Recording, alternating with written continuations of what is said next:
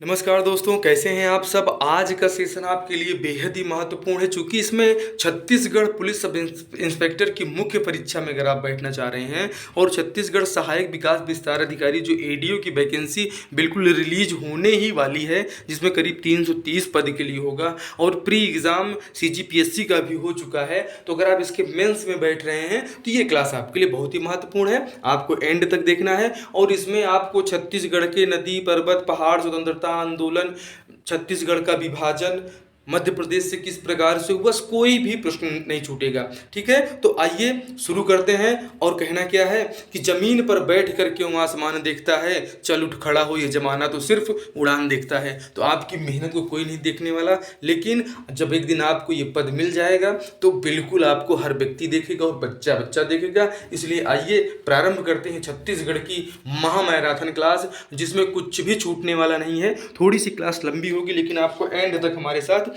बने रहना है और क्लास को पूरा देखना है दोस्तों। तो चलिए शुरू करते हैं कि हो चुका आगाज रण का, युग बदलने की तैयारी, जीत उसी की होगी जिसका संघर्ष है जारी। आइए संघर्ष को शुरू करते हैं, क्योंकि ना संघर्ष ना तकलीफ तो क्या खाक मजा है जीने में। बड़े बड़े तूफान थम जाते हैं जब आग लगी हो सीने में। आप सभी को पता है दोस्तों कि जो पानी से नहाएगा केवल लिबास बदलेगा और जो पसीने से नहाएगा वो इतिहास बदलेगा। तो आइए हमारे साथ शुरू करते हैं एक नए इतिहास के अध्याय को, एक नए इतिहास जो आपको बनाना है उसकी तैयारी। छत्तीसगढ़ का संपूर्ण सामान्य अध्ययन आपके सामने बिल्कुल मैं इसे चुटकियों में प्रस्तुत कर रहा हूं, आप देखते चलिए।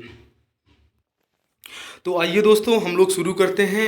आज ये सेशन जो होगा वो बहुत ही महत्वपूर्ण है और पहले प्रश्न से हम स्टार्ट करते हैं, आपको अंत तक बने रहना है दोस्तों। पहला प्रश्न है आज का कि यदि ग्राम पंचायत की ग्राम सभाओं के मध्य मतभेद हो तो उस विषय पर निर्णय कौन करेगा, ये आपको बताना है। क्या ऑप्शन ए दिया गया है ग्राम पंचायत करेगी, ऑप्शन बी में जनपद पंचायत है, ऑप्शन सी ग्राम सभाओं का संयुक्त सम्मेलन, या ऑप्शन डी सरपंच। तो दोस्तों ग्राम सभाओं के मध्य अगर मतभेद होगा दोस्तों, तो ये जो ग्राम सभाओं का संयुक्त सम्मेलन है ऑप्शन सी में आपका दिया गया है, ये पूरी तरह से आपका सही हो जाएगा। ये है आपका ऑप्शन सी, पूरी तरह से राइट हो जाएगा। ठीक है, आगे बढ़ें। अगला प्रश्न देखिए, एक अनुसूचित क्षेत्र में ग्राम सभा की बैठकों की अध्यक्षता कौन करता है। सरपंच जी करते हैं, सरपंच की अनुपस्थिति में उप सरपंच करेगा। ऑप्शन सी में दिया गया है ग्राम सभा का वरिष्ठतम सदस्य करेगा, और ऑप्शन डी में दिया गया है ग्राम द्वारा तत्समय निर्वाचित कोई व्यक्ति करेगा। तो जो इस प्रश्न का सही उत्तर हो जाएगा दोस्तों, इस प्रश्न का सही उत्तर है ग्राम सभा द्वारा।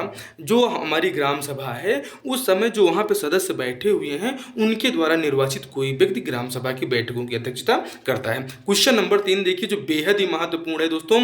आप परीक्षा कोई भी हो दोस्तों बैठ रहे हैं उसमें इसको आप जरूर इस पूरी क्लास को एंड तक देख के जाइएगा। छत्तीसगढ़ से आने वाले प्रश्न आपको बिल्कुल नहीं छूटेंगे दोस्तों। अनुसूचित क्षेत्र में ग्राम सभा के विषय में सत्य कथन आपको छाटना है। प्रत्येक ग्राम में एक ग्राम सभा होगी, प्रत्येक ग्राम में एकाधिक ग्राम सभाएं हो सकती हैं। ग्राम सभा की गणपूर्ति कुल सदस्यों के 1/3 से होती है।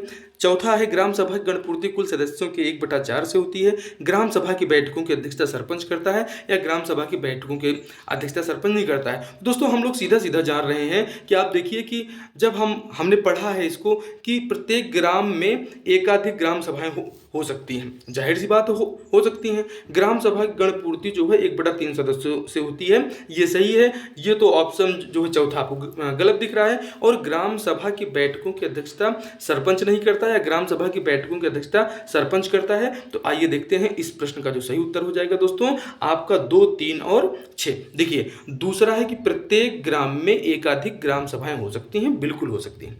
ग्राम सभा की जो गणपूर्ति है कुल सदस्यों की 1/3 से होती है, ये भी सही है। और अंतिम है आपका कोई जो है 6 नंबर पे देखिए कि ग्राम सभा की बैठकों की अध्यक्षता जो है सरपंच नहीं करता है। ठीक है, ये अनुसूचित क्षेत्र की बात हो रही है, ठीक है, ना कि ये ग्राम पंचायत जो है जो अनुसूचित क्षेत्र नहीं है उनकी बात नहीं हो रही है। आप क्वेश्चन को फिर से एक बार पढ़ लीजिए। अनुसूचित क्षेत्रीय ग्राम सभा के बारे में आपसे पूछा जा रहा है, तो आपका ऑप्शन 2, 3, 4 ये बिल्कुल सही है। ठीक है, आगे बढ़ें।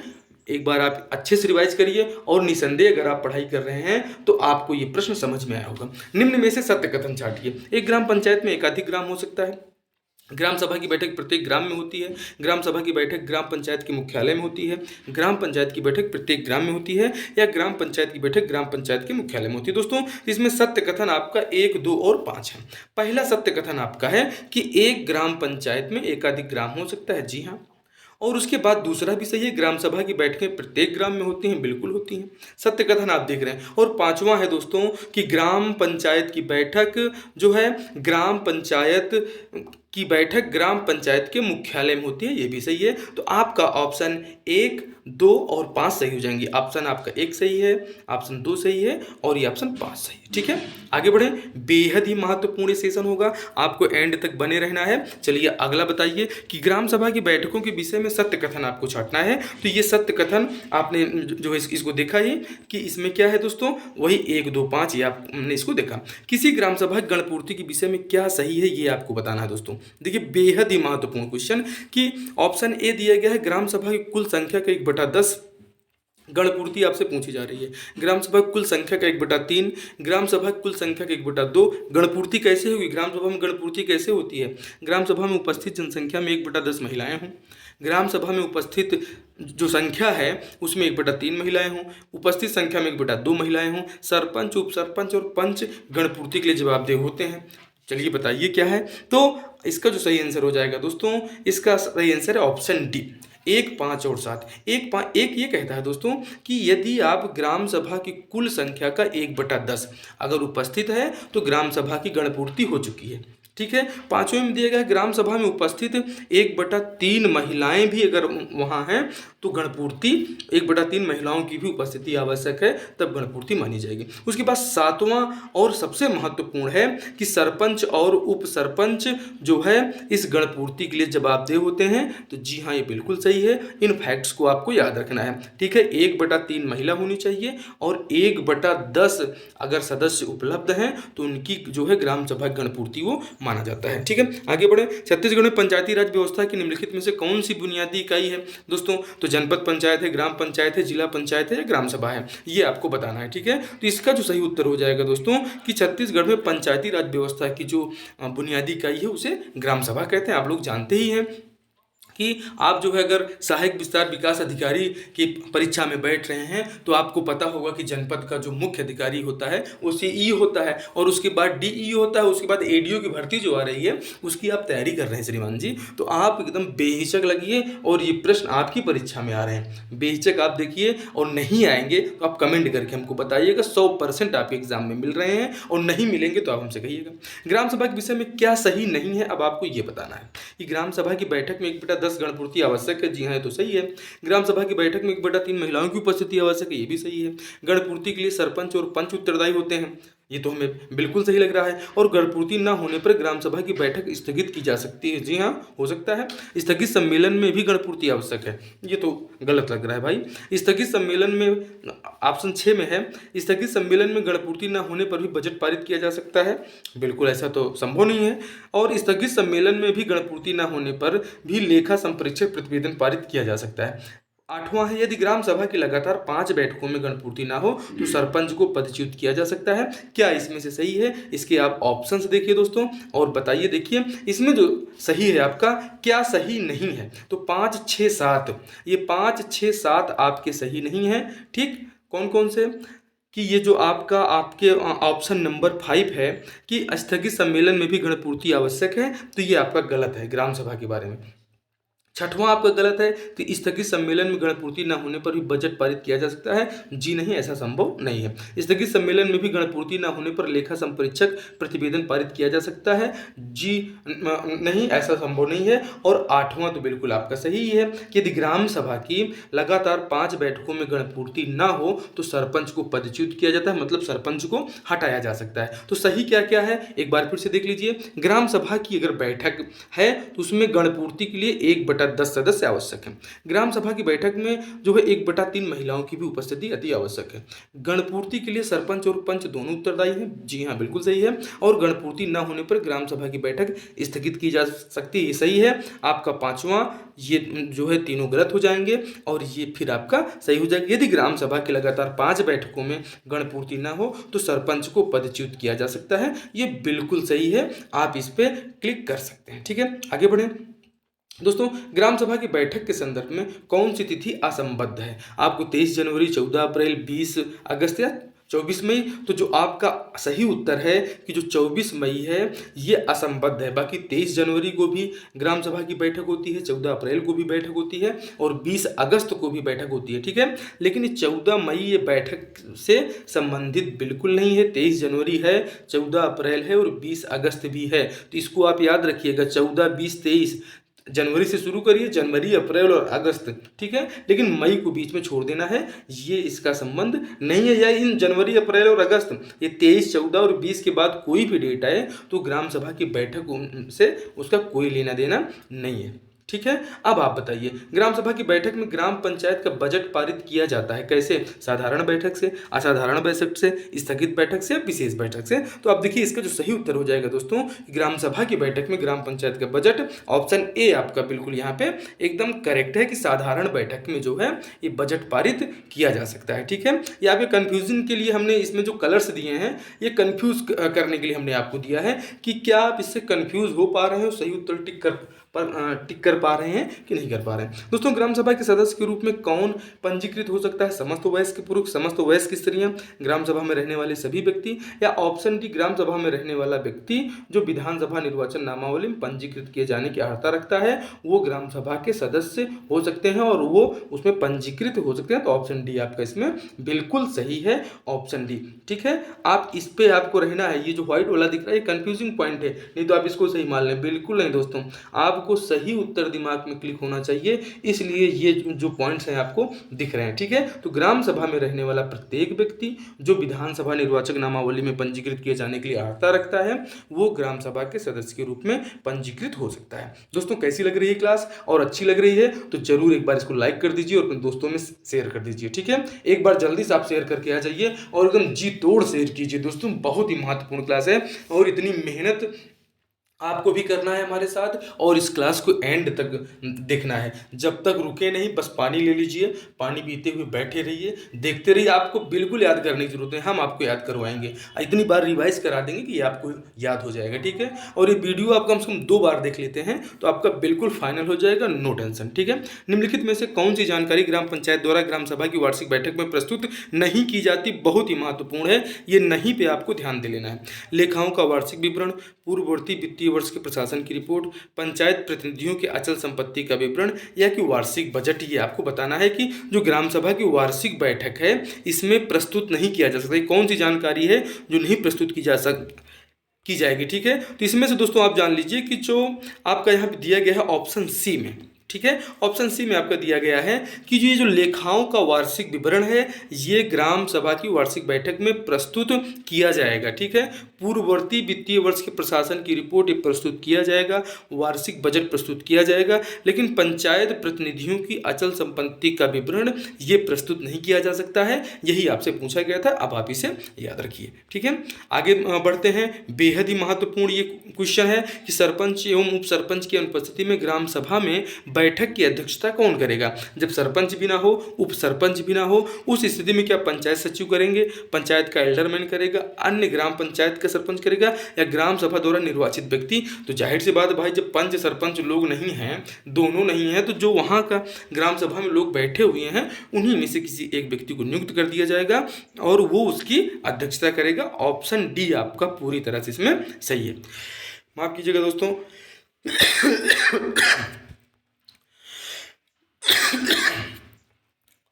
ठीक है, उत्तर आपको मिल गया होगा। पानी पीते चलिए, क्लास बहुत लंबी है। लंबी से मतलब ये है कि आपको कंटेंट इतने वीआईपी और दमदार मिलेंगे कि मजा ही आ जाएगा आपको, और परीक्षा में भी आपको ये देखने को 100% मिलने वाला है, ठीक है। आगे बढ़ें। छत्तीसगढ़ में पंचायत राज अधिनियम के अनुसार ग्राम का क्या अर्थ है ये आपको बताना है। राज्य, ऑप्शन ए में दिया गया है राज्यपाल द्वारा लोक सूचना के माध्यम से ग्राम के रूप में विनिर्दिष्ट।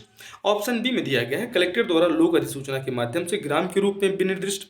ऑप्शन सी में दिया गया है आयुक्त द्वारा लोक सूचना के माध्यम से ग्राम के रूप में विनिर्दिष्ट। ऑप्शन डी में दिया गया है मुख्य निर्वाचन अधिकारी द्वारा लोक सूचना के माध्यम से विनिर्दिष्ट। तो आपको बताना जो इसका दोस्तों सही उत्तर हो जाएगा आपका ऑप्शन ए, इसका बिल्कुल सही आंसर हो जाएगा। क्या है कि राज्यपाल द्वारा लोक अधिसूचना में जो है ग्राम के रूप में विनिर्दिष्ट जो किया गया है, ग्राम का अर्थ वही है कि छत्तीसगढ़ पंचायती राज अधिनियम ये कहता है कि भाई राज्यपाल लोक अधिसूचना द्वारा ठीक है, ग्राम को जो है विनिर्दिष्ट कर सकते हैं। ये आपका ऑप्शन ए सही हो जाएगा। बाकी कलेक्टर, मुख्य निर्वाचन अधिकारी, आयुक्त, ये बिल्कुल गलत आंसर है। ठीक है, आगे बढ़ें। अगला जो क्वेश्चन है कि अनुसूचित क्षेत्रों में ग्राम सभा के सम्मेलन की अध्यक्षता कौन करता है? सरपंच, ऑप्शन ए, बी उप सरपंच, सरपंच या उप सरपंच, डी है उपस्थित अनुसूचित जनजाति सदस्य जो ग्राम सभा द्वारा चुना जाए। तो जाहिर सी बात है दोस्तों, यही आपका उत्तर सही हो जाएगा, ऑप्शन डी, उपस्थित अनुसूचित जनजाति सदस्य द्वारा ग्राम सभा द्वारा चुना जाए। ठीक है, अगले प्रश्न को देखिए। ग्राम पंचायत के कार्यों का सामाजिक अंकेक्षण कौन करता है?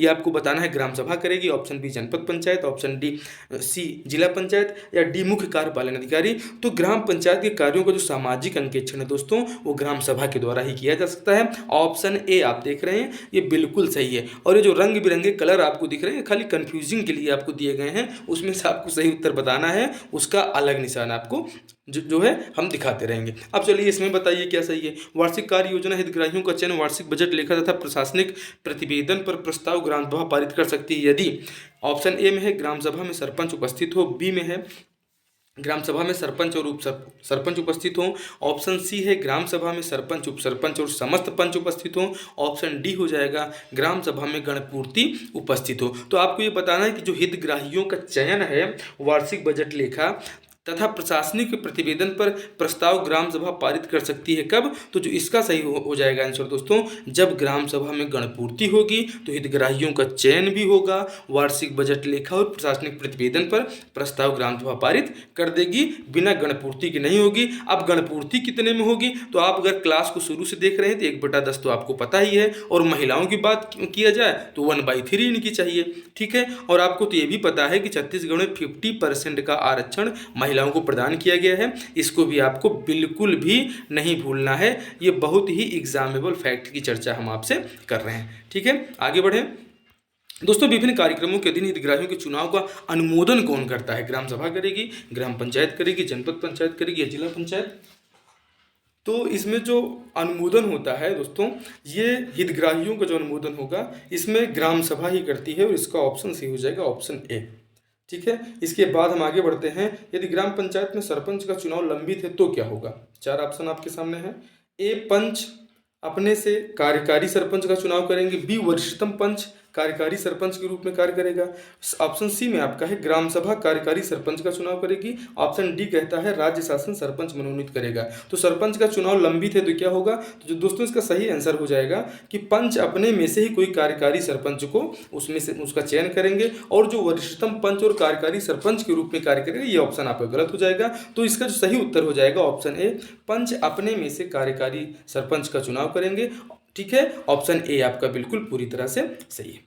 अगली स्लाइड की तरफ बढ़ते हैं। यदि सरपंच अपने पद से त्यागपत्र दे देवे तो क्या होगा भाई साहब? उप सरपंच का जो कार्यकाल है कि शेष अवधि के लिए सरपंच बन जाएगा, किसी पंच को सरपंच के पद पर निर्वाचित किया जाएगा, ऑप्शन बी में है, ऑप्शन सी कहता है प्रभारी सरपंच की नियुक्ति कलेक्टर द्वारा की जाएगी, या डी कहता है स्थानापन्न सरपंच का निर्वाचन पंचों द्वारा किया जाएगा। अगर सरपंच साहब आपके त्यागपत्र दे देते हैं और ग्राम सभा में यदि आप हैं तो इसका उत्तर तो आपको पता ही होगा कि जो स्थानापन्न सरपंच का निर्वाचन पंचों द्वारा किया जाएगा। ठीक है, इसे आपको याद रखना है। ठीक है, उप सरपंच का कार्यकाल की शेष अवधि के लिए सरपंच बन जाएगा, ये बिल्कुल लग तो आपको सही रहा होगा लेकिन ये गलत है। ठीक है, किसी पंच को सरपंच के पद पर निर्वाचित किया जाएगा, ये भी गलत है। दिखने में लग रहा होगा सही है लेकिन गलत है। प्रभारी सरपंच की नियुक्ति कलेक्टर करेगा, बिल्कुल नहीं, ऐसी कोई बात नहीं है। ये पंचायती राज व्यवस्था है, यहाँ पे कलेक्टर जो है त्यागपत्र देंगे तो उनसे कोई मतलब नहीं है। स्थानापन्न सरपंच का निर्वाचन पंचों द्वारा किया जाएगा, इसे आपको अपने दिमाग में बिठा के रख लेना है। आगे बढ़ें दोस्तों। छत्तीसगढ़ राज्य की ग्राम पंचायत में अस्थायी समितियों की संख्या आपको बताना है कि छत्तीसगढ़ की जो ग्राम पंचायत है इसमें अस्थायी समितियां कितनी होती हैं दोस्तों? तो इसमें आप जान लीजिए 5 समितियां जो होती हैं, ये अस्थायी समितियों की संख्या 5 है। छत्तीसगढ़ राज्य में ग्राम पंचायत स्थायी समिति की विषय विशेषज्ञ के रूप में कितने सदस्य सहयोजित किए जा सकते हैं, ये आपसे पूछा जा रहा है कि जो स्थायी समिति है इसमें किसी विषय विशेषज्ञ को, मान लीजिए कि कोई महामारी या बीमारी आ गई, तो जो विषय का विशेषज्ञ हो बीमारियों के बारे में कौन जानता है, या कि वहाँ पर कोई बहुत बड़ा डैम बनाना है, कोई कुछ करना है, तो जो उस क्षेत्र के विषय विशेषज्ञ होंगे उसमें से कितने सदस्य सहयोजित किए जा सकते हैं? तो मात्र केवल 2 सदस्य। आगे बढ़िए। ग्राम पंचायत की स्थायी समितियों के संबंध में सत्य कथन आपको बताना है कि सत्य कथन क्या है जो ग्राम पंचायत की स्थायी समितियां हैं। ऑप्शन ए 1 में दिया गया है ग्राम पंचायत में अधिकतम 3 स्थायी समितियां होती हैं, 2 में है ग्राम पंचायत में 5 समितियां होती हैं, तीसरे में दिया गया है एक व्यक्ति अधिकतम 2 समितियों का सदस्य बन सकता है। एक व्यक्ति चौथे में है एक व्यक्ति अधिकतम 3 समिति का सदस्य बन सकता है। ऑप्शन 5 में दिया गया है ग्राम पंचायत अस्थायी समितियों पर नियंत्रण रखती है। और ऑप्शन 6 में दिया गया है ग्राम सभा स्थायी समितियों पर नियंत्रण रखती है। तो दोस्तों इसमें जो बिल्कुल सत्य कथन आपका हो जाएगा, ये आपको बताना है कि इसमें से कौन सा कथन सही है, ये इसके बारे में हम आपको बता रहे हैं। दोस्तों ये जो आपका कथन है कि आपका 2, 3 और 5, ठीक है, सत्य कथन यही है। दूसरा क्या है, सही है, ग्राम पंचायत में अधिकतम 5 स्थायी समितियां हो सकती हैं। जी हाँ, ये बिल्कुल और पूरी तरह से सत्य है। ठीक, उसके बाद तीसरा सही है कि एक व्यक्ति अधिकतम 2 समिति का सदस्य बन सकता है, ये भी सही है। और उसके बाद पांचवा सही है दोस्तों। पांचवें में क्या लिखा हुआ है आप यहाँ पे देख पा रहे होंगे कि ग्राम पंचायत स्थायी समितियों पर नियंत्रण रखती है, ये भी सही है। तो ग्राम पंचायत की स्थायी समितियों के संबंध में जो सत्य कथन है आपका 2, 3 और 5 है। 2, 3 और 5 इनको आप दिमाग में बैठा लें। एक बार फिर से मेरे साथ रिवाइज कर लें कि जो स्थायी समिति है वो ग्राम पंचायत में अधिकतम 5 स्थायी समितियां हो सकती हैं। ठीक है, छठवीं स्थायी समिति नहीं होगी। एक व्यक्ति अधिकतम 2 समिति का सदस्य बन सकता है, जी हाँ बिल्कुल सत्य है। और छठे में दिया गया है ग्राम सभा स्थायी समितियों पर नियंत्रण रखती है, तो ये भी आपका सही हो जाएगा। इसलिए ऑप्शन सी आपका 2, 3, 5 ये पूरी तरह से सही है। आगे बढ़िए 24 नंबर पे। 24 नंबर क्वेश्चन एकदम बहुत ही परफेक्ट क्वेश्चन है। और क्वेश्चन कहता क्या है कि ग्राम पंचायत का चुनाव लड़ने के लिए जमानत राशि के विषय में कथन बताइए। कौन सा कथन भाई? वार्ड मेंबर या पंच जो हैं ये 50 रुपये की इनकी जमानत राशि है। ऑप्शन 2 में है सरपंच क्या 1000 रुपये है। सरपंच महिला है उसकी 500 रुपये है। वार्ड मेंबर महिला है उसकी 50 रुपये है। इसकी आपको बताना है कि इसमें सत्य कौन सा कथन है दोस्तों। तो इसमें जो सत्य कथन है कि 1, 2 और 3, ठीक है, सत्य कथन बताइए। 1 सही है, 2 सही है और ये 3 सही है। ये चौथा जो है आप देखें कि ये इसमें गलत हो जाएगा कि वार्ड मेंबर 50 रुपये, सरपंच 1000 और महिला सरपंच 500 रुपये, ये एकदम इनकी जमानत राशि है। इसे आपको याद रखना है। 1, 2, 3 इसमें सत्य कथन है। ठीक है, आगे बढ़े। ग्राम पंचायत के सम्मेलन के विषय में सत्य कथन आपको बताना है। अब ये सम्मेलन दोस्तों आप किसी भी परीक्षा में बैठ रहे हैं, ये सब प्रश्न ऐसे फालतू नहीं है, ये पीएससी में पूछे जा रहे हैं। ये आपका जो एडीओ वाली आप तैयारी कर रहे हैं उस एडीओ एग्ज़ाम में भी ये प्रश्न आपको मिलेंगे। आपको सीजी पुलिस का जो उप निरीक्षक की भर्ती है उसमें भी ये क्वेश्चंस आपको देखने को मिलेंगे। इसलिए आप बिल्कुल एकदम बेहिचक हमारे ऊपर छोड़ दीजिए और आप एकदम क्लास को मन लगा खाली देखते चलिए। दिल और दिमाग से कोई भी शंका हटा दीजिए कि ऐसे प्रश्न आएंगे कि नहीं आएंगे। जी हाँ, व्यापम और सीजीपीएससी ऐसे ही प्रश्न पूछते हैं। ठीक है, चलिए बताइए। ऑप्शन ए में दिया गया है ग्राम पंचायत के सम्मेलन। ठीक है, इसमें आपको बताना है कि सरपंच प्रत्येक माह एक सम्मेलन बुलाएगा। आधे से अधिक पंच विशेष सम्मेलन हेतु अनुरोध कर सकते हैं, ऑप्शन 3 में दिया गया है। ऑप्शन 2 में आप देख रहे हैं सरपंच प्रत्येक 2 माह में एक सम्मेलन बुलाएगा। 4 में देख रहे हैं यदि सरपंच ऐसा विशेष सम्मेलन नहीं बुलाता तो उप सरपंच सम्मेलन बुलाता है। और 5वां दिया गया यदि सरपंच सम्मेलन बुलाने से इनकार कर देता है तो सदस्य स्वयं सम्मेलन बुला सकते हैं। चलिए भाई आप भी बताइए, अगर आपको हम यहाँ पे समय दें तो आप बताएं कि इसका आंसर क्या होगा। और दोस्तों क्लास फिर बहुत लंबी हो जाएगी अगर हम आपको समय देंगे, फिर आप इस अपना उत्तर बताएंगे। चलिए ठीक है, बताइए और अपने कॉपी में टिक करके रखिए और अपने दिमाग में बैठाइए कि क्या आपका प्रश्न ये सही हुआ कि नहीं सही हुआ। तो जो इसका सही उत्तर हो जाएगा 1, 3, 5। ठीक है, 1 में क्या है प्रत्येक सरपंच जो है माह में एक सम्मेलन बुलाएगा। तीसरा है आधे से अधिक पंच विशेष सम्मेलन हेतु अनुरोध कर सकते हैं। और 5वां सही है कि यदि सरपंच विशेष सम्मेलन बुलाने से इनकार कर देता है तो सदस्य स्वयं सम्मेलन बुला सकते हैं। ये पूरी तरह से सही है। अगला प्रश्न देखिए, ग्राम पंचायत के कार्यकाल की गणना किस तिथि से की जाती है? बहुत ही प्यारा और लड्डू सवाल है ये। पंचायत चुनाव परिणाम घोषणा, बी में है पंचायत चुनाव परिणाम की अधिसूचना तिथि, पंच और सरपंच के शपथ ग्रहण की तिथि या ग्राम पंचायत के प्रथम सम्मेलन की तिथि। तो आप बताइए इसमें से क्या सही होने वाला है? यही ऑप्शन डी आपका पूरी तरह से सही है। जो आप ग्राम पंचायत के प्रथम सम्मेलन की तिथि से ग्राम पंचायत के कार्यकाल की गणना 5 साल तक के लिए की जाती है। ठीक है, करारोपण एवं लेखा ग्राम पंचायत की किस समिति के क्षेत्राधिकार में आते हैं? आप बताइए। सामान्य प्रशासन, शिक्षा, स्वास्थ्य, सामाजिक कल्याण समिति, वित्त समिति या इनमें से कोई नहीं। तो ये कर रोपण कौन करेगा? लेखा ग्राम पंचायत दोस्तों। तो आप देख रहे हैं कि ऑप्शन ए जो है सामान्य प्रशासन समिति जो होती है ये करारोपण कर सकती है। लेखा ये जो है इसके क्षेत्राधिकार में आता है सामान्य प्रशासन समिति के। ठीक है, आगे देखते हैं, सरपंच के चुनाव में एक नामांकन पत्र अवैध घोषित किया जा सकता है कब? जब उसमें कुछ ना कुछ खामियां हो। खामियां कौन कौन सी हैं? एक में दिया गया नामांकन पत्र के साथ स्वघोषणा पत्र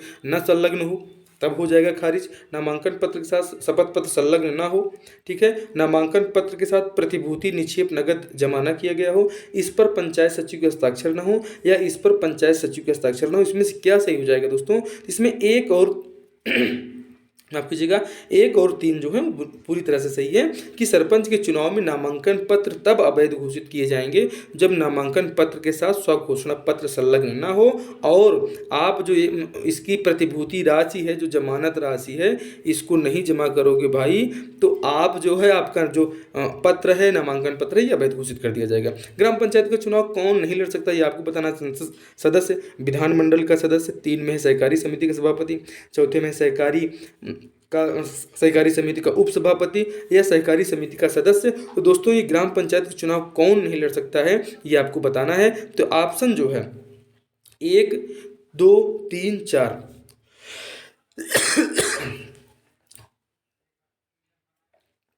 चलिए देख के बताइए। क्लास छोटी मोटी नहीं दोस्तों, बहुत लंबी है, मज़ा आएगा, अंत तक बने रहिए। एक बार लंबी सांस आप भी ले लीजिए, और जिससे कि आप पूरी क्लास को अच्छे से डिफेंड कर पाएँ। बहुत मज़ा आएगा, आपको कुछ भी नहीं छूटने वाला है, ठीक है। लगी रहिए साथ में। ग्राम पंचायत का चुनाव कौन नहीं लड़ सकता है भाई साहब? तो 1, 2, 3, 4 मतलब संसद सदस्य नहीं लड़ सकते, विधानमंडल का सदस्य नहीं लड़ सकता है, सहकारी समिति का सभापति भी नहीं लड़ सकता है, सहकारी समिति का उपसभापति भी नहीं लड़ सकता है। लेकिन अगर सहकारी समिति का सदस्य है तो वो पंचायत का चुनाव लड़ सकता है, ये हम आपको बताना चाह रहे थे। लेकिन अगर ये विधानमंडल का सदस्य, विधायक जी नहीं, सांसद महोदय बिल्कुल नहीं, उपसभापति और सभापति भी नहीं, लेकिन अगर आप सदस्य हैं तो आप पंचायत का चुनाव लड़ सकते हैं। ये बिल्कुल पूरी तरह से सही है, ठीक है। आगे बढ़े। चलिए इस प्रश्न का उत्तर आप बताइए।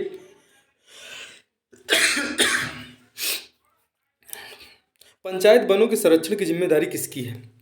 वन विभाग की है, ग्राम पंचायत की है, जनपद पंचायत की है, जिला पंचायत की? भाई साहब तो जो पंचायत के वन हैं उसका संरक्षण तो जाहिर सी बात है ग्राम सभा ही करेगी। हाँ भाई, ये सामान्य अध्ययन छत्तीसगढ़ के जो लल्लन टॉप क्वेश्चन है उसको हम लोग देखते हैं। बिल्कुल एक बार फिर से कहिए कि हो चुका आगाज रण का, युग बदलने की तैयारी, और जीत उसी की होगी जिसका संघर्ष है जारी। अगर आप यहाँ तक वीडियो को देखते देखते आ चुके हैं तो आपको बिल्कुल अंत तक हमारे साथ चलना है, और निःसंदेह आपको क्वालिफाई हम करवा रहे हैं आपके साथ साथ, ठीक है। कौशल्या माता का मंदिर कहाँ है? तो भाई हर आदमी जानता है चंद्रपुरी में है। ऑप्शन बी आपका बिल्कुल सही है। बस्तर अंचल में मावली परघाव किस त्यौहार से संबंधित, ये आपको बताना है। बीज बोआनी, option B Dussehra, option C चौथ पर्व, और ऑप्शन डी मड़ई। तो जो बस्तर अंचल में मावली परघाव है, ये दोस्तों दशहरा के समय जो है दशहरा से संबंधित है। बस्तर अंचल में मावली परघाव, आप जानते हैं बस्तर का दशहरा सबसे प्रसिद्ध है, जो कहाँ पे लगता है दोस्तों? जगदलपुर में लगता है। और कितने दिन का लगता है? तो 75 दिनों का मेला होता है। यहीं पे स्थित है जो है यहाँ के राजा, और यहीं से आप बस्तर अंचल में जाएंगे, दंतेवाड़ा में दंतेश्वरी मंदिर भी इसी बस्तर अंचल में स्थित है, ठीक है। आगे बढ़ें। दसमत गाथा छत्तीसगढ़ के निम्नलिखित में से किस जिले से संबंधित है? तो दोस्तों ये जो दसमत गाथा है ये छत्तीसगढ़ के हमारे दुर्ग जिले से संबंधित है, इसे आप याद रखना है। दसमत गाथा छत्तीसगढ़ के दुर्ग जिले से संबंधित है, जहाँ के हमारे आदरणीय सीएम साहब यहीं से हमारे एमएलए हैं, ठीक है। आगे बढ़ें।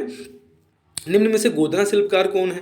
या ये जो आदिवासी लोग, ये आदिवासी जनजातियां दी गई, मुरिया, बैगा, गदबा, ओझा, इनमें से बताना है भाई कौन है जो गोदना के शिल्पकार हैं। तो आप लोग जानते हैं कि गोदना जो शिल्पकार हैं वो ओझा माने जाते हैं, लेकिन जब गोदना प्रिय की बात आएगी उसको आप कमेंट में बताएंगे, और अंत तक बने रहेंगे तो इसी क्लास में आपको इसका भी उत्तर मिल जाएगा, ठीक है। निम्न में से बाली पर्व कौन सी जनजाति मनाती है? हल्बा मनाते हैं, उरांव मनाते हैं, कमार मनाते हैं, कंवर मनाते हैं दोस्तों। तो ये जो बाली पर्व है दोस्तों ये हल्बा जनजाति मनाती है। कैसी लग रही है क्लास आपको, बताइए जरूर।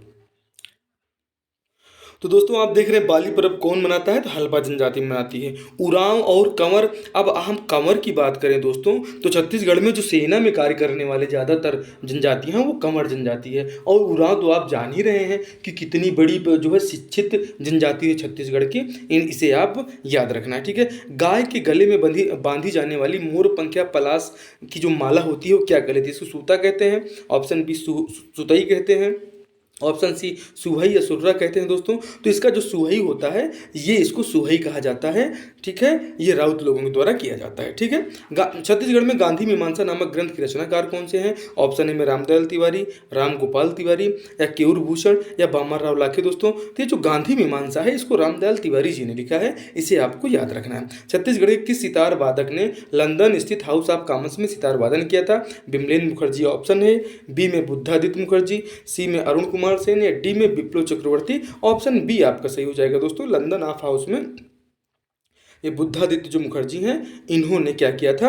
सितार वादन का कार्य किया था। आगे बढ़े, गौर सिंह नृत्य किस जनजाति में किया जाता है? डंडामी माड़िया करते हैं, अबूझ माड़िया करते हैं, भतरा जनजाति के लोग करते हैं, या हलबा जनजाति के लोग करते हैं? इसमें से क्या सही हो जाएगा दोस्तों? तो ये जो गौर सिंह नृत्य है ये डंडामी माड़िया जनजाति के लोग करते हैं और इसमें ये गौर सिंह नृत्य प्रसिद्ध है। और बैरियर एल्बिन ने कौन सी किताब लिखी है वो आपको हमें इसमें बताना है।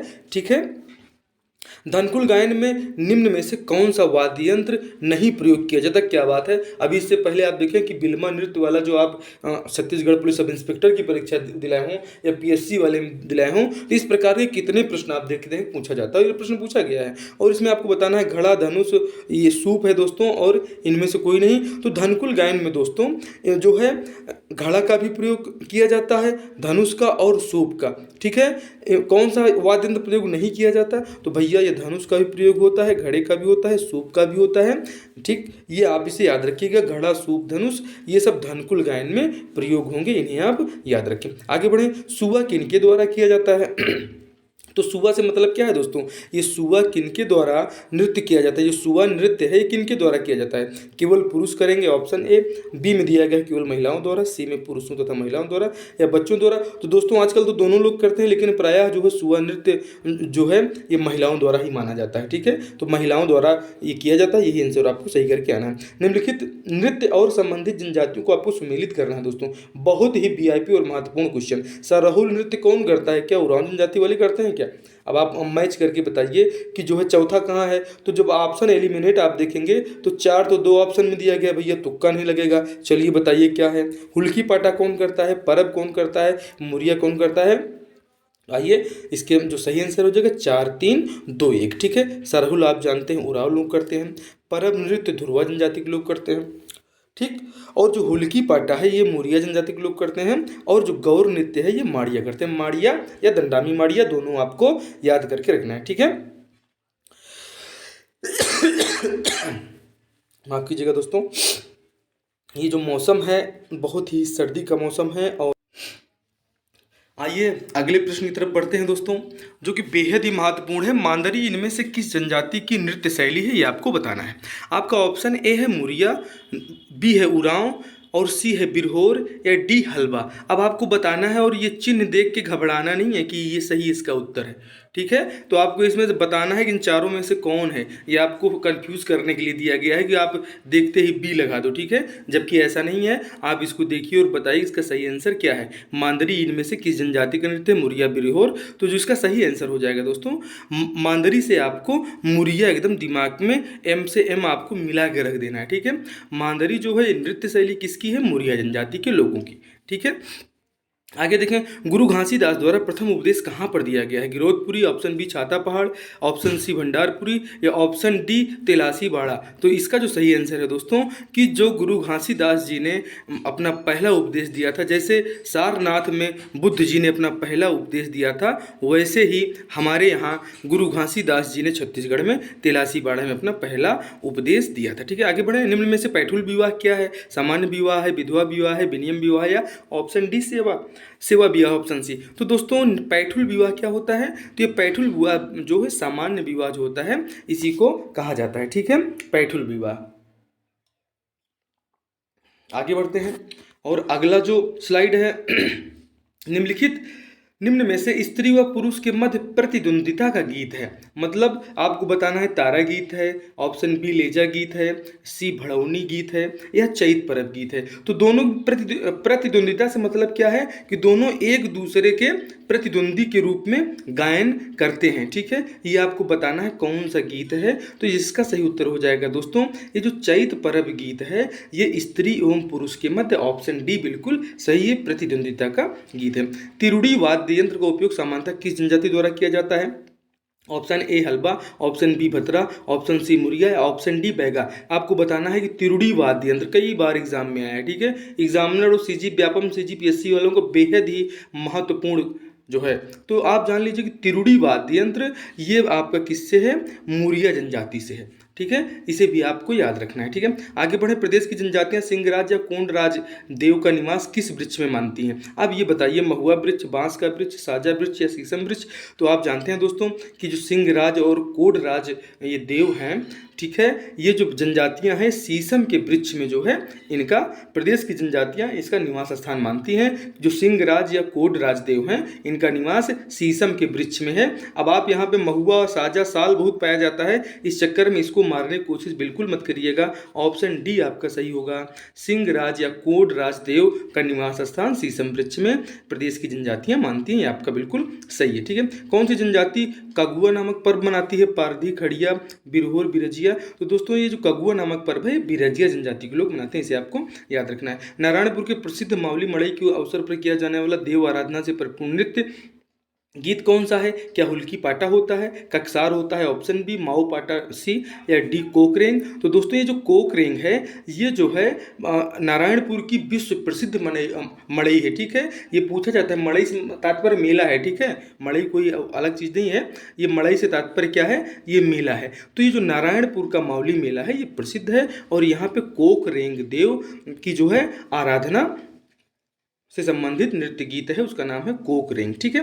सुदामा चरित्र के लेखक कौन है, क्या गोपाल मिश्र हैं, बाबू रेवाराम, ऑप्शन सी शशिधर या राजशेखर। तो बाबू रेवाराम तो आप हमारे छत्तीसगढ़ जो है दो भागों में विभाजित करने वाले में आपने देखा, ये छत्तीसगढ़ शब्द का प्रयोग जो है कहाँ पर इन्होंने किया था, ये आपको हमें बताना है। किसके दरबारी कवि थे ये भी आपको बताना है, और नहीं बता पा रहे हैं तो एंड तक बने रहिए, आपको इसका भी उत्तर इसी क्लास में मिल जाएगा, ठीक है। गोपाल मिश्र जो हैं ये सुदामा चरित्र के क्या हैं, लेखक हैं। ऑप्शन ए आपका बिल्कुल सही है। लुथरा शरीफ जिला बिलासपुर में किस मुस्लिम संत की दरगाह है, अनवर अली, इंसान अली, सुल्तान अली या अब्दुल्ला अली। तो दोस्तों इंसान अली जो हैं इनकी जो एक दरगाह है ये कहाँ है, लुथरा शरीफ बिलासपुर में है, ठीक है। निम्न में से किस नृत्य को पुत्तलिका नृत्य भी कहा जाता है, तारा नृत्य, मांदरी नृत्य, ऑप्शन सी चंदैनी या डी ककसार। तो ये जो पुत्तलिका नृत्य है दोस्तों, ये तारा नृत्य को पुत्तलिका नृत्य भी कहा जाता है। सिहावा का प्राणेश्वर मेले का आयोजन किस माह में किया जाता है दोस्तों, माघ में, फागुन में, सावन में, भादों में। तो सिहावा आप जानते हैं कौन से जिले में है, धमतरी जिले में है, और यहाँ पे प्राणेश्वर मेले का आयोजन माघ महीने में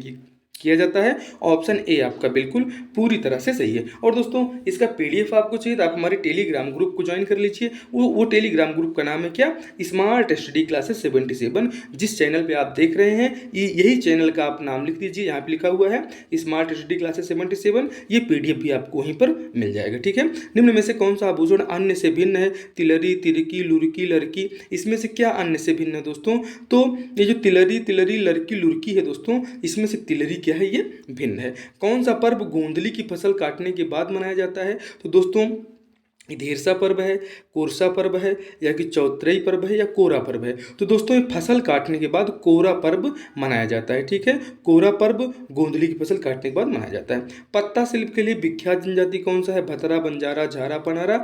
तो दोस्तों जो हमारा पनारा जनजाति के लोग हैं ये पत्ता शिल्प के लिए बेहद ही फेमस है। सोनाबाई किस कलाकार का उपनाम था, निरुपमा शर्मा, तीजन बाई, ममता चंद्राकर या मेदिनी। तो कई बार ये पूछी गई हैं, जिनका नाम है निरुपमा शर्मा, ये सोनाबाई जो है इन्हीं का उपनाम है, ठीक है। धसर वासा युवा ग्रह किस जनजाति से संबंधित है, भतरा, भारिया, भुटिया, भैना। तो दोस्तों ये जो धसर वासा युवा ग्रह है ये भारिया जनजाति से संबंधित है। अब आप युवा ग्रह से, आदिवासियों का जो युवा ग्रह होता है उससे आप क्या समझते हैं दोस्तों, तो ये जो आदिवासियों का युवा ग्रह होता है दोस्तों, यहाँ पे अपने अपने पसंद कि जो है लड़के लड़कियां एक दूसरे को पसंद करते हैं इसी युवा ग्रह में, और फिर उनसे वो अपने विवाह कर लेते हैं, 7 फेरों के बंधनों में बन जाते हैं। अब हम आते हैं छत्तीसगढ़ के महत्वपूर्ण फैक्ट, और वो फैक्ट ऐसे होंगे कि बिल्कुल आपके एग्जाम में आपको मिलने वाले हैं। एकदम फटाफट देखते चलिए, हम देखते हैं छत्तीसगढ़ की प्रशासनिक व्यवस्था। दोस्तों प्रशासनिक व्यवस्था में जो है संचालनालय भवन या निदेशालय भवन को इंद्रावती भवन के नाम से भी जाना जाता है, जिसका कार्य संचालनालय भवन का प्रमुख कार्य नीतियों का निर्माण करना है। मंत्रालय या सचिवालय भवन को महानदी भवन के भी नाम से जाना जाता है। एकदम एक लाइन में इसे पूछ लिया जाता है कि मंत्रालय सचिवालय किस भवन के नाम से जाना जाता है, तो आपको बताना है महानदी भवन का नाम। आपसे पूछा जाए संचालनालय भवन या निदेशालय भवन को किस नाम से जाना जाता है, तो उसको इंद्रावती भवन के नाम से जाना जाता है। और इसी इंद्रावती भवन का कार्य क्या है, तो आपको बताना है कि प्रमुख नीतियों का राज्य में निर्माण करना। ये किसका काम है दोस्तों, तो ये हमारे संचालनालय निदेशालय का काम है। दोस्तों कार्यपालिका में कौन कौन होता है, राज्यपाल आपके होते हैं जिन्हें आप गवर्नर कहते हैं, मुख्यमंत्री होते हैं, सीएम साहब होते हैं, उनकी मंत्रिपरिषद होती है और महाधिवक्ता भी इसमें सम्मिलित होते हैं, इसे आपको याद रखना है। अब हम देखते हैं कार्यपालिका में दोस्तों कि राज्यपाल बेहद ही महत्वपूर्ण है दोस्तों, कि राज्यपाल राज्य का कार्यकारी अध्यक्ष एवं संवैधानिक प्रमुख होता है। अनुच्छेद 155 के तहत राज्यपाल की नियुक्ति राष्ट्रपति करते हैं, जो राष्ट्रपति के प्रति उत्तरदायी होने के साथ अपना त्यागपत्र भी उन्हीं को सौंपता है। मतलब राज्यपाल अपना त्यागपत्र किसे देगा, तो राष्ट्रपति को देगा। राज्य का कार्यकारी अध्यक्ष एवं संवैधानिक प्रमुख कौन होता है, राज्यपाल होता है। ठीक है, राज्यपाल का वेतन राज्य की किस निधि से दिया जाता है, तो संचित निधि से 3,50,000 रुपये प्रदान किया जाता है। छत्तीसगढ़ के पहले राज्यपाल दिनेश नंदन सहाय थे और अभी एकदम लेटेस्ट बने हैं अनुसुईया उइके जी हट गई हैं, उनके बारे में हमें आपको बताना है। और रमेश बैस को कहाँ का राज्यपाल बनाया गया है, आप जान लीजिए कि महाराष्ट्र का राज्यपाल रमेश बैस को बनाया गया है। और छत्तीसगढ़ में भी हाल ही में नए राज्यपाल की नियुक्ति हुई है। ये न्यू वाले राज्यपाल के बारे में आप हमें कमेंट करके बताइए। ठीक है, आइए देखते हैं। इसमें एक महत्वपूर्ण फैक्ट ये भी आपको याद रखना है कि बलराम दास टंडन जी एक ऐसे राज्यपाल थे जो अपने पद पर रहते हुए ही इनका यहाँ पर निधन हो गया। आगे बढ़ते हैं। बेहद ही महत्वपूर्ण स्लाइड है। सामान्य प्रशासन विभाग के प्रमुख कार्य क्या है, नीतियों का निर्माण करना, प्रशासनिक अधिकारियों की पदस्थापना करना, शासकीय सेवकों की सेवाओं से संबंधित नियमों का निर्माण, सतर्कता और पंचायत ग्रामीण विकास विभाग का छत्तीसगढ़ राज्य में सर्वोच्च प्रशासनिक अधिकारी कौन होता है, विकास आयुक्त होता है, जिसे आप प्रमुख सचिव कहते हैं। ठीक है, प्रमुख सचिव आप जिसे कहते हैं चीफ सेक्रेटरी, तो वही है चीफ सेक्रेटरी क्या है, प्रमुख सचिव, आप इन्हें याद रखना है। दोस्तों संवैधानिक एवं कार्यपालिका प्रमुख कौन होता है, राज्यपाल होता है। दोस्तों आप ये देखिए कि इस फैक्ट के बाद फिर से एमसीक्यू चालू हो जाएंगे। ठीक है, आपको अंत तक एमसीक्यू मिलेंगे, फैक्ट भी मिलेंगे, एमसीक्यू भी मिलेंगे। ठीक है, आगे बढ़िए, इसके बाद एमसीक्यू के लिए तैयार रहिएगा। संवैधानिक एवं कार्यपालिका का प्रमुख कौन होता है, हमने अभी बताया राज्यपाल होता है।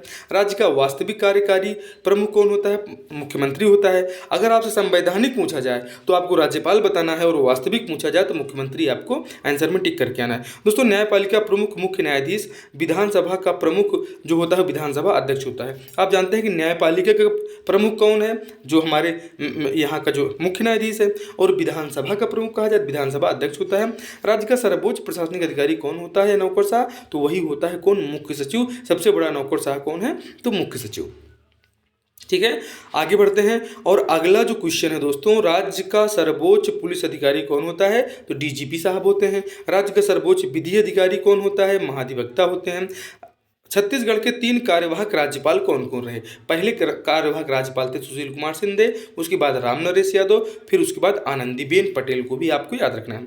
सचिवालय पदाधिकारियों का क्रम अगर आपसे पूछ लिया जाए तो इसका क्रम क्या होता है, ये आपको बताना है। तो सचिवालय के अधिकारियों का जो मुख्य क्रम होता है दोस्तों, सबसे टॉप में आपके क्या होते हैं, ये आपके जो प्रमुख सचिव हैं, चीफ सेक्रेटरी जो हैं, CS आपके जो हैं, ये आपके फर्स्ट हो गए। उसके बाद कौन आ जाएंगे, सेक्रेटरी आ जाएंगे। फिर उसके बाद संयुक्त सचिव आ जाएंगे, फिर उसके बाद उप सचिव आएंगे और उसके बाद अपर सचिव आएंगे। तो इनका क्रम आपको याद रखना है। कैसे आप याद रखेंगे, सबसे पहले तो आप CS लगा लीजिए। ठीक है, CS के बाद आपका कौन आ जाएगा, सेक्रेटरी आ जाएगा। सेक्रेटरी के बाद कौन आ जाएगा, आपका ज्वाइंट सेक्रेटरी आ जाएगा। और उसके बाद कौन आ जाएगा, आपका डिप्टी सेक्रेटरी आ जाएगा। और उसके बाद कौन आ जाएगा, आपका अपर सेक्रेटरी आ जाएगा, अपर सचिव। ठीक है, इन्हें आपको याद रखना है। आगे बढ़ते हैं। वरीयता क्रम में राज्य प्रशासन का प्रमुख अधिकारी, वरीयता क्रम में राज्य प्रशासन का प्रमुख अधिकारी होता है, कौन होता है, तो ये मुख्य सचिव होते हैं। ठीक है, राज्य का सर्वोच्च प्रशासनिक अधिकारी है कौन, मुख्य सचिव।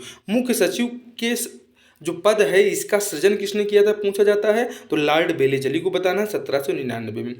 वर्तमान में मुख्य सचिव की नियुक्ति किसके द्वारा की जाती है, मुख्यमंत्री के द्वारा। राज्य के प्रथम मुख्य सचिव कौन थे, तो अरुण कुमार थे। और वर्तमान में 12वें क्रम पर अमिताभ जैन जी हैं, इन्हें आपको याद रखना है। और अगर इसमें चेंजेस हुए हैं तो आपको कमेंट बॉक्स में उसको लिखना है, और अगर नहीं चेंजेस हुआ है क्लास में बने रहिए, अंत तक आपको उसको भी हम इसी क्लास में बता रहे हैं। ये जो तथ्य आप देख रहे हैं ये मुख्य सचिव से रिलेटेड तथ्य हैं। दोस्तों अगर मुख्य सचिव की भूमिका की बात किया जाए तो वह मंत्रिमंडल का सचिव है, मुख्य सलाहकार है, समस्त सचिवों का मुख्य होने के साथ समस्त लोक सेवकों का मुखिया पूछा जाए कौन होता है, तो मुख्य सचिव होता है।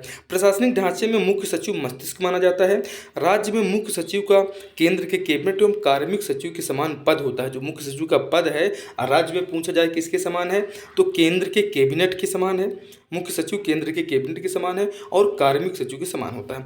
अगला जो महत्वपूर्ण सचिव जी के बारे में, राज्य प्रशासन में नीति निर्माण हेतु विभिन्न विभागों के मध्य समन्वय कार्य करते हैं मुख्य सचिव महोदय। मुख्य सचिव का विशेषाधिकार यह होता है कि राज्य सचिवालय के प्रशासन में मंत्रिमंडल को जाने वाले मुख्य सचिव के जो जितनी भी फाइलें हैं, ठीक है, जाने वाली क्या है भैया, जाने वाली ये फाइलें हैं, ठीक है, ये जाने वाली फाइलें मुख्य सचिव के अवलोकन के उपरांत ही वहाँ जाती हैं। आगे बढ़ते हैं। भारत सरकार के सभी सचिवों का वार्षिक सम्मेलन की अध्यक्षता है ये मंत्रिमंडल का सचिव मतलब कैबिनेट सचिव द्वारा किया जाता है, ना कि विशेष जो हमारे सीएस साहब हैं इनके द्वारा नहीं किया जाता। इसे आपको याद रखना, ठीक है। अब हम पहुंचते हैं सीधे कलेक्टर साहब के पास में, जो हमारे डिस्ट्रिक्ट कलेक्टर हैं। जिलाधीश या कलेक्टर पद का प्रावधान अनुच्छेद 233 में किया गया है। नायब तहसीलदार से कलेक्टर तक का पद जो होता है राजस्व आपदा प्रबंधन विभाग के अंतर्गत आता है, जब ठीक है। और जबकि जो डिप्टी कलेक्टर का पद है ये राजस्व आपदा प्रबंधन विभाग के अंतर्गत नहीं आता, इसे भी आपको याद रखना। नहीं तो कलेक्टर और डिप्टी कलेक्टर सबको आप राजस्व आपदा प्रबंधन में ही कर दो। तो जो नायब तहसीलदार से लेकर कलेक्टर तक तो आते हैं, लेकिन डिप्टी कलेक्टर एक ऐसा है जो इस राजस्व आपदा प्रबंधन विभाग के अंतर्गत नहीं आते हैं। इसके अलावा देखें कि राजस्व अधिकारी जिला के प्रमुख प्रशासक के रूप में, जिला मजिस्ट्रेट के रूप में व जिला प्रशासन के प्रमुख के रूप में उत्तरदायी होता है कौन, हमारे डीसी या डिप्टी जो है डिस्ट्रिक्ट कलेक्टर साहब हमारे जो है प्रमुख होते हैं। जिला के प्रमुख प्रशासन के अधिकारी को कलेक्टर कहते हैं, डीएम साहब को, जो जिला प्रशासन के कार्य के रूप में नीतियों का कार्यान्वयन करता है। रैमजे मैकडोनाल्ड ने जिलाधीश की तुलना एक ऐसे कछुए से की थी जिसकी पीठ पर हाथी रूपी भारत सरकार खड़ी है। इसे भी आपको अपने दिमाग में बिठा के चलना है। आगे बढ़ें। जिला योजना समिति पूरे जिले के लिए एक विकास योजना का प्रारूप तैयार करता है। तो पूरे जिले के लिए विकास योजना का प्रारूप कौन तैयार करता है, तो आपको बताना है जिला योजना समिति। राज्य शहरी विकास अभिकरण के तहत शहरी क्षेत्र के गरीबी उन्मूलन की योजनाएं संचालित करवाते हैं हमारे कलेक्टर साहब। और प्रभारी मंत्री जिला के विकास कार्यों का अनुश्रवण भी कलेक्टर ही करता है। कैसा लग रहा है दोस्तों, अच्छा लग रहा है तो लाइक करिए, कमेंट भी करिए और अपने दोस्तों में शेयर करिए। अब हम आ जाते हैं सीधे छत्तीसगढ़ के भूगोल की तरफ, और भूगोल के महत्वपूर्ण फैक्ट आप देखते चलिए। दोस्तों आर्कियन सेल समूह का विस्तार संपूर्ण छत्तीसगढ़ में है, साथ ही यह सबसे प्राचीन तथा छत्तीसगढ़ के धरातलीय बनावट में प्रमुख है।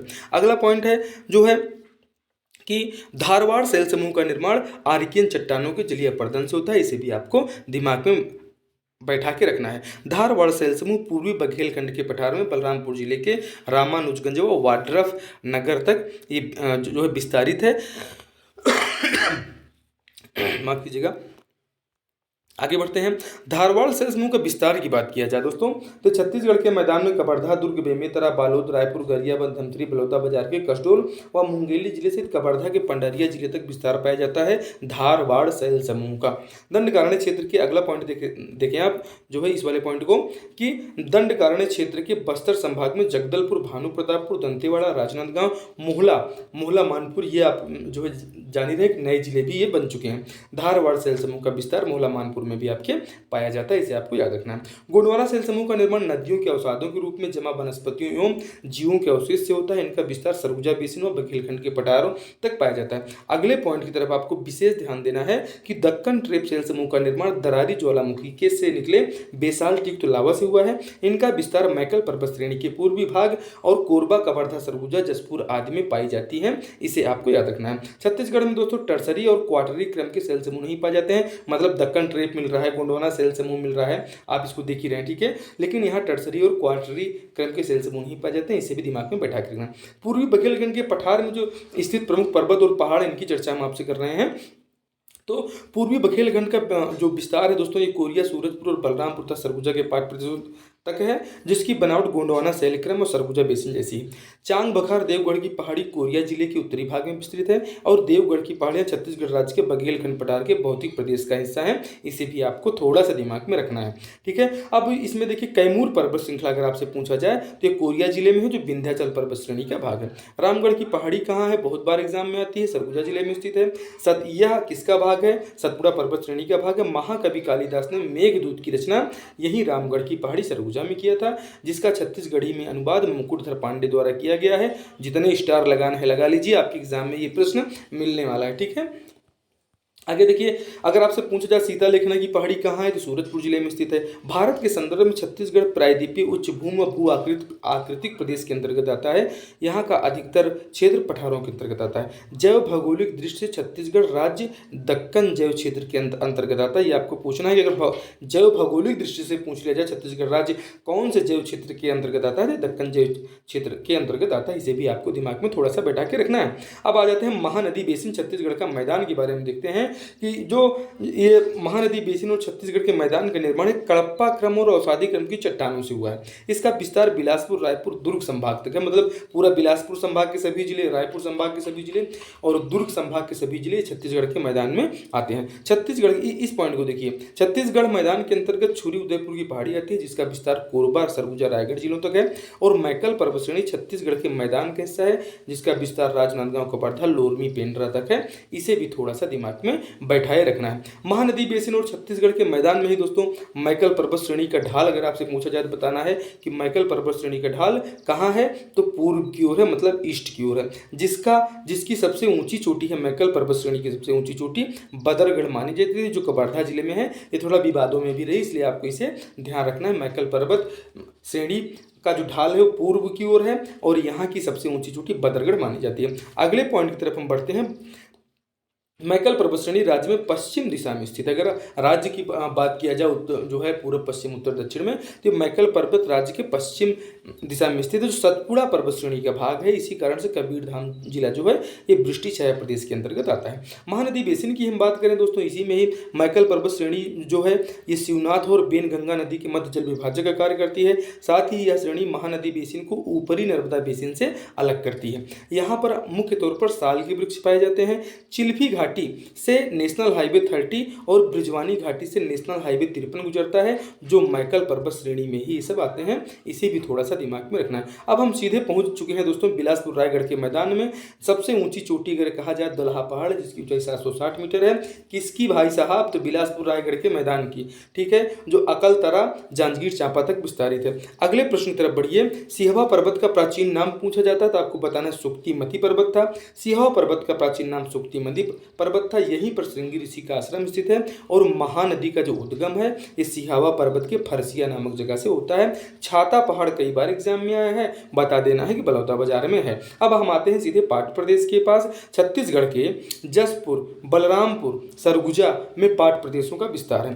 पाट क्षेत्र का पूर्व से पश्चिम की तरफ क्रम अगर आपसे पूछा जाए तो सबसे आपको जमीर पाट लेना है, फिर जारंग पाट लेना है, फिर जसपुर पाट लेना है, फिर मैन पाट लेना है, ठीक है। तो जा से जमीर, जा से जारंग और जा से जसपुर और एम से मैन पाट, ठीक है। एम याद रखना है। अब आपका जमीर रहेगा तो जारंग आएगा और जमीर जारंग दोनों कहाँ मिलेंगे, जसपुर में, और जसपुर मिलेंगे तो यहाँ पे मैन क्या होगा, पट जाएगा, ठीक है। अब पाट प्रदेश छोटा नागपुर पठार के क्षेत्र का हिस्सा है। सरगुजा बेसिन की संरचना गोंडवाना क्रम की चट्टानें अधिक हैं, इसे आपको याद रखना है। सरगुजा बेसिन की जो संरचना है इसमें गोंडवाना क्रम की चट्टानें बहुतायत मात्रा में पाई जाती हैं। मैन पाट बहुत ही महत्वपूर्ण है, क्योंकि जब भारत चीन का युद्ध हुआ था दोस्तों तो 1962 में तिब्बती शरणार्थियों को यहीं पर बसाया गया था। क्यों बसाया गया था, जो कि छत्तीसगढ़ को, मैन पाट को छत्तीसगढ़ का शिमला कहा जाता है, ठीक है।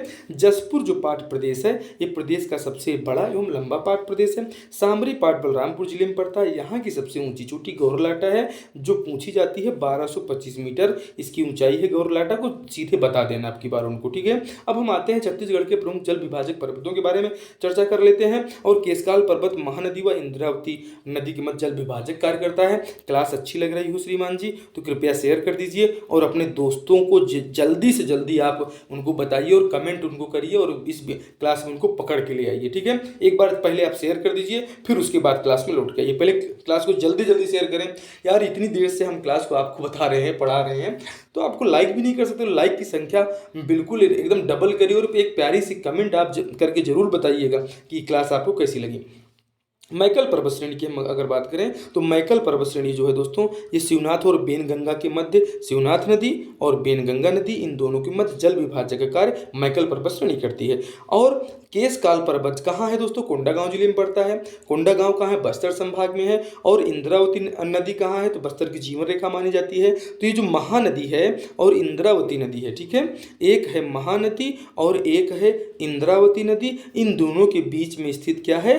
केशकाल घाटी, जिसमें 12 मोड़ हैं, इसे भी आपको याद रखना है। ठीक है, एक तरफ क्या पड़ेगी? महानदी, एक तरफ पड़ेगी आपकी इंद्रावती और बीच में पड़ जाएगी केशकाल घाटी। तो केशकाल घाटी में कितने मोड़ है भैया? तो 12 मोड़ हैं। और 12 मोड़ क्यों है? चूंकि भाई इतनी दो नदियों को आपस में बांट रही है, महानदी और इंद्रावती नदी को, तो इतनी ऊंचाई नहीं होगी तो कैसे जो इतना मोड़ नहीं होगा तो कैसे जल को बांट पाएगी? आगे बढ़िए। मैकल पर्वत श्रेणी को आपने देख ही लिया, शिवनाथ नदी और बेनगंगा नदी के मध्य जल विभाजक कार्य करती है। दोस्तों नदी अपवाह तंत्र में मध्य भी यही पर्वत श्रेणी जल विभाजक की भूमिका में रहती है। जो नदी अपवाह तंत्र है दोस्तों, ये जो पर्वत श्रेणी है मैकल पर्वत श्रेणी, यही पर्वत श्रेणी जो है जल विभाजक की भूमिका में रहती है। अपवाह तंत्रों की जब बात करेंगे तभी कि महानदी अपवाह तंत्र, जो है गंगा नदी अपवाह तंत्र, ठीक है, इंद्रावती नदी अपवाह तंत्र, इन सब के बारे में करेंगे। तो यही है दोस्तों जो हमारे महानदी अपवाह तंत्र और इंद्रावती अपवाह तंत्र को भी आपस में विभाजित कर देते हैं। आगे बढ़ें। देवगढ़ की पहाड़ी जो है दोस्तों, ये गोपत नदी और रिहंद नदी, तो रिहंद नदी पे कौन सा बांध बनाया गया है, इसे आप हमें जरूर कमेंट करके बताइएगा और किस जिले में है, कहाँ पर है। ठीक है, देवगढ़ की जो पहाड़ी है गोपत नदी और रिहंद नदी के मध्य जल विभाजक का कार्य करती है। आगे बढ़ते हैं, दंडकारण्य के क्षेत्र में हम आ जाते हैं। ठीक है, बस्तर का वो क्षेत्र, बस्तर के प्यारे प्यारे आदिवासी, आइए इनके साथ भी थोड़ा सा घुल मिल जाएं और थोड़ा सा चर्चा कर लेते हैं कि दोस्तों जो दंडकारण्य का पठार है, इसका विस्तार छत्तीसगढ़, तेलंगाना, आंध्र प्रदेश और उड़ीसा तक है। तेलंगाना की बात करें तो आंध्र प्रदेश से कटकर तेलंगाना 2 जून 2014 को एक राज्य की शक्ल ले पाता है, इसे भी आपको याद रखना है। ठीक है, दंडकारण्य परियोजना बस्तर में संचालित की जा रही है। राव घाट की पहाड़ी कहाँ स्थित है पूछा जाए, कांकेर जिले में स्थित है। बैलाडीला पहाड़ी कहाँ स्थित है? दंतेवाड़ा में स्थित है। और यहीं दंतेवाड़ा वाली जो बैलाडीला की पहाड़ी है, यहीं से लौह अयस्क विशाखापट्टनम बंदरगाह को जाता है। और बैलाडीला पहाड़ी सबसे पुरातन शैलों से निर्मित है, इसे भी थोड़ा सा दिमाग में रखना है भैया। ठीक है, आगे बढ़ें। अबूझमाड़ की पहाड़ी का विस्तार अगर आपसे पूछा जाए तो सबसे ज़्यादा वर्षा कहाँ होता है? द्वितीय अबूझमाड़ क्षेत्र नारायणपुर में होता है, छत्तीसगढ़ में। खुरसेल घाटी का सर्वोच्च किस्म के सागौन वन पाए जाते हैं। अगर सर्वोच्च किस्म के सागौन वन पूछा जाए छत्तीसगढ़ में कहाँ पाए जाते हैं, तो खुरसेल घाटी में पाए जाते हैं। अबूझमाड़ की पहाड़ी नारायणपुर जिले में स्थित है, यहीं पर सबसे ज़्यादा वर्षा होती है और छत्तीसगढ़ का चेरापूंजी इसी अबूझमाड़ को कहा जाता है। बस्तर के पठार की सबसे अधिक ऊंचाई वाला क्षेत्र कोई है तो यही क्षेत्र है जो आप दंडकारण्य रीजन देख रहे हैं। दंडकारण्य का पठार जो है ये बस्तर के पठार का सबसे अधिक ऊंचाई वाला क्षेत्र है। दोस्तों केशकाल घाटी आप देख रहे हैं, कोंडागांव जिले में स्थित, यहाँ पर तेलिन घाटी में तेलिन माता का मंदिर स्थित है। और केशकाल घाटी जो है छत्तीसगढ़ बेसिन और बस्तर के पठार के बीच भी ये सीमा रेखा को निर्मित करता है। दोस्तों आरी डोंगरी की पहाड़ी पूछा जाता है, भानु प्रतापपुर तहसील में है। और गढ़िया पहाड़ कहाँ है? कांकेर में है। अलबका की पहाड़ी बीजापुर जिले में स्थित है, जो बहुत ही नक्सल प्रभावित क्षेत्र है। क्लास कैसी लग रही है एक बार दोस्तों में शेयर करके आइए। और अब आइए हम सीधे MCQ की तरफ बढ़ते हैं। छत्तीसगढ़ पंचायती राज अधिनियम के बारे में हम देखेंगे। सूची ए को आप सूची बी से मिलान करना है। अब लीजिए भाई साहब, अगर आप सहायक विस्तार विकास अधिकारी ADO में बैठ रहे हैं, PSC में बैठ रहे हैं, किसी भी परीक्षा में बैठ रहे हैं, आपको फैक्ट भी मिलेंगे, MCQ भी मिलेंगे, कुछ भी छूटने वाला नहीं है। आपको सूची ए को सूची बी से मिलान करना है। अब आप थोड़ा सा मिलान करिए और सही उत्तर बताइए, बस हम थोड़ा सा चाय पीते हैं। दोस्तों क्या टिक लगाया आपने? इसमें से क्या सही हो सकता है? आपको सदस्यों की संख्या, ग्राम पंचायत के सदस्यों की संख्या कितनी होती है, न्यूनतम कितनी होगी और अधिकतम कितनी होगी। ठीक है, तो अधिकतम और न्यूनतम दोनों बताना है आपको। इस साइड में दिया गया है न्यूनतम, ठीक है, और ये है आपका अधिकतम। ठीक है, इसे आपको याद रखना है। ये यहाँ पे थोड़ा सा ये टाइपिंग मिस्टेक है, तो जो इसका सही उत्तर हो जाएगा दोस्तों, यहाँ पे आप देखिए कि ए में क्या है, तीसरा सही है दोस्तों। ये जो ग्राम पंचायत है इसमें तीसरा सही है कि यहाँ पे जो न्यूनतम सदस्य होंगे वो 10 होंगे और अधिकतम सदस्य कितने होंगे, 22 होंगे। उसके बाद अगर जनपद पंचायत की बात किया जाए तो जनपद पंचायत में क्या सही हो जाएगा, एक सही हो जाए कि जनपद पंचायत का अगर न्यूनतम सदस्य संख्या पूछा जाए तो आपको 10 बताना है और अधिकतम पूछा जाए तो 25 बताना है, ठीक है। और उसके बाद अगर आपसे जिला पंचायत के सदस्य की न्यूनतम संख्या पूछा जाए तो आपको जो है 10 बताना है और अधिकतम 35 बताना है, ठीक है। और अगर नगर पालिका की पूछा जाए तो नगर पालिका परिषद के सदस्यों की न्यूनतम संख्या 15 और अधिकतम 40 होती है। तो सबसे ज़्यादा सदस्यों की संख्या किसकी होती है, तो जनपद पंचायत सदस्यों की संख्या होती है। और सबसे कम पूछा जाए दोस्तों तो अधिकतम में तो जिला पंचायत में 22 होती है, ठीक है।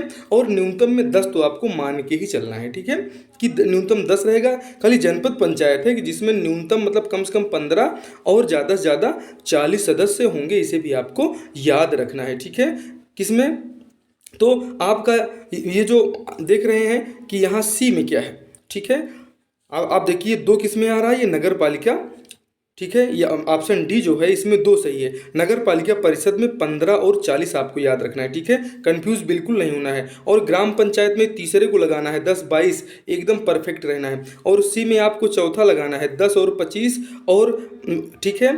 और उसके बाद डी आप तो देख ही रहे हैं कि इसके बेहिचक इसमें तीसरा, इसके बाद इसमें पहला, इसमें चौथा और इसमें दूसरा, ये बिल्कुल सत्य एकदम सही है, ठीक है। आगे बढ़े, किसे प्रत्यावर्तित मतलब रिकॉल करने की बात आपसे पूछी जा रही है, इसमें सही उत्तर आपको चयन करना है। बहुत ही क्वालिटिएबल और आपको कंफ्यूजन में रखने वाले क्वेश्चन हमने लिए हैं और ऐसे ही प्रश्न तो पूछे जाते हैं, तो क्या इनसे आपको दूर तो भागना नहीं है और मेरे साथ तो कहना ही है।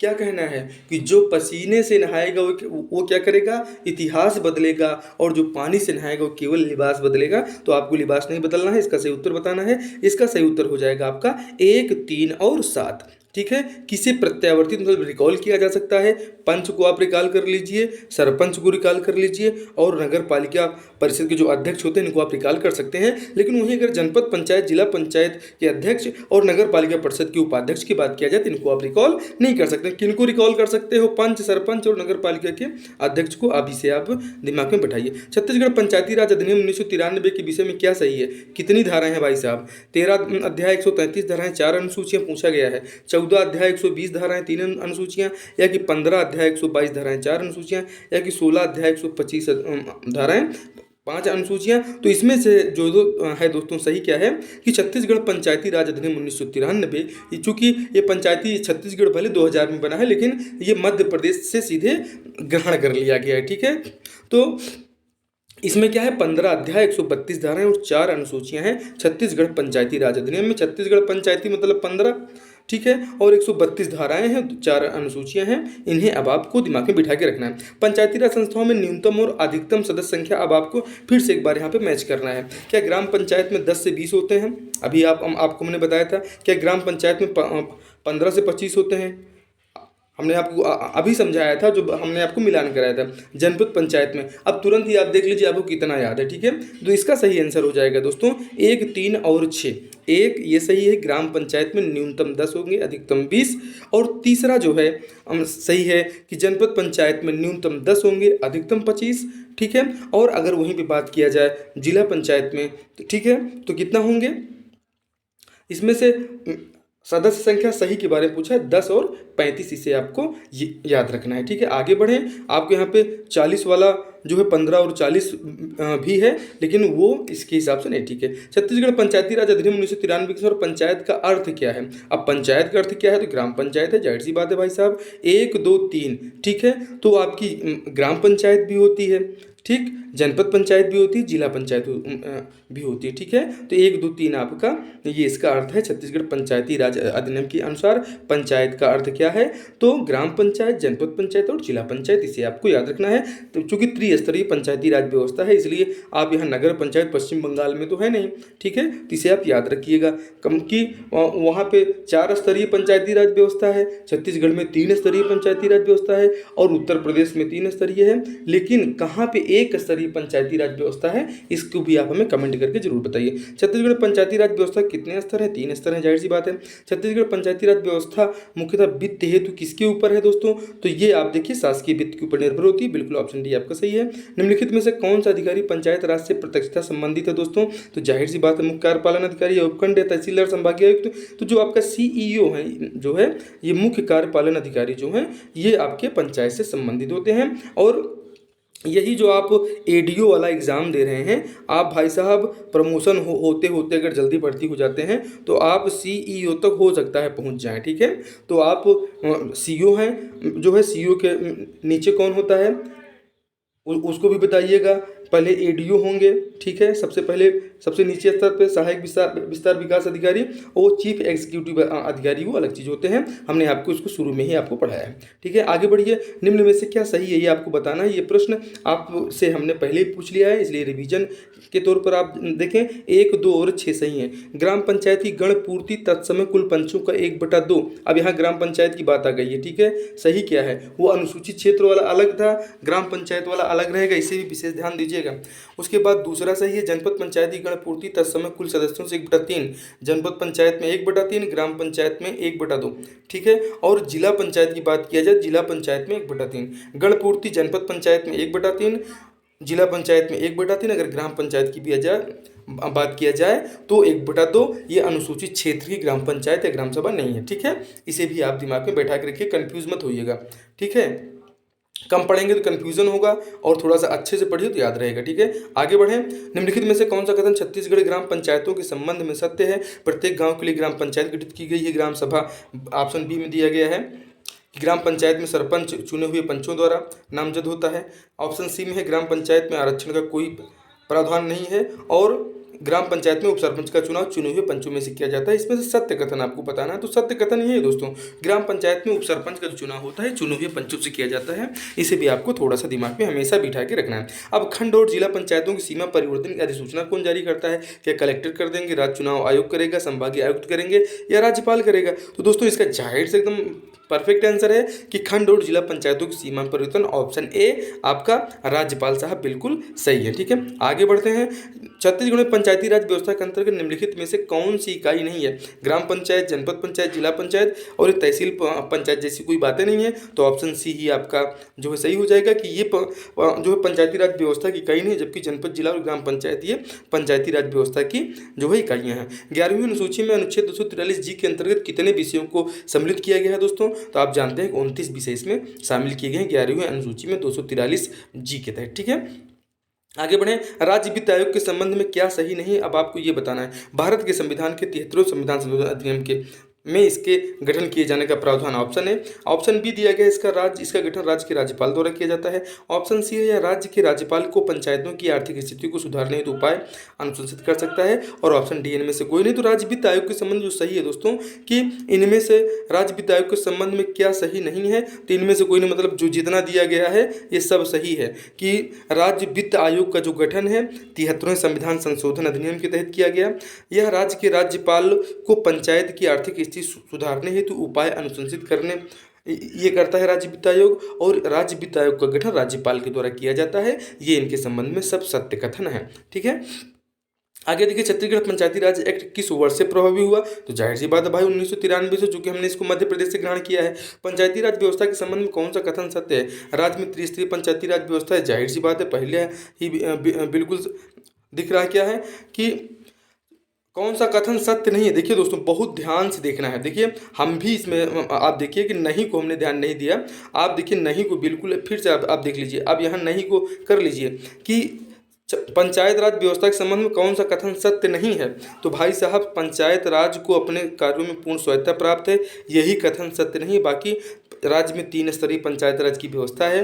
पंचायत में महिलाओं को आरक्षण मिला है कितना? तो 50%। पंचायत के लिए समयबद्ध निर्वाचन किए जाते हैं। जी हाँ, ये बिल्कुल सही है तीनों, ठीक है। और सी आपका इसमें गलत हो जाएगा। आगे बढ़ें दोस्तों, इस राज्य के पंचायत राज अधिनियम 1993 की धारा 88 के तहत ग्राम पंचायतों के कार्यकलापों की जांच कौन करेगा दोस्तों?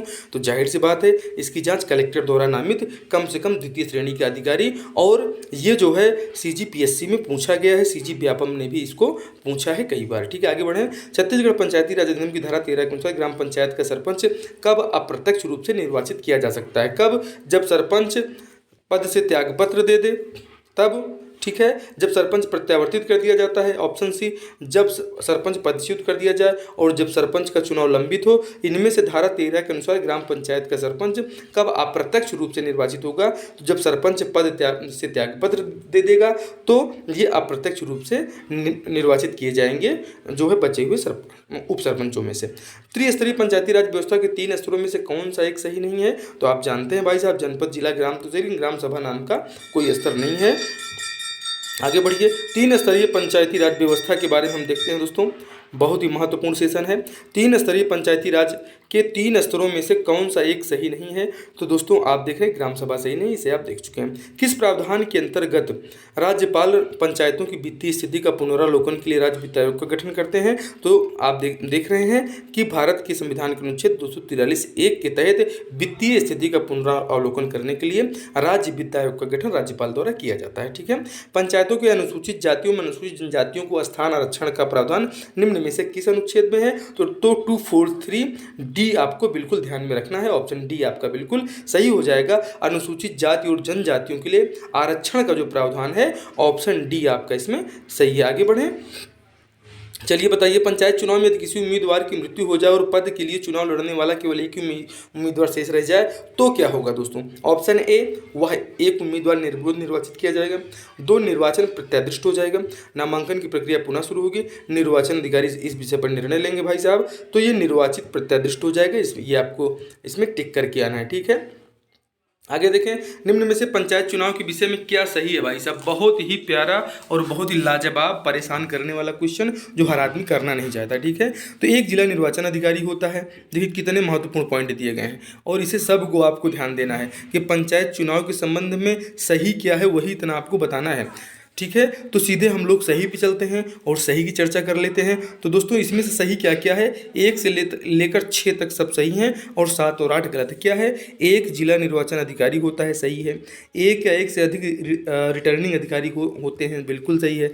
रिटर्निंग अधिकारी की नियुक्ति आयोग की सहमति से निर्वाचन अधिकारी कर सकता है, सत्य बात है। रिटर्निंग अधिकारी की नियुक्ति आयोग की सहमति से निर्वाचन अधिकारी कर सकता है, सत्य है।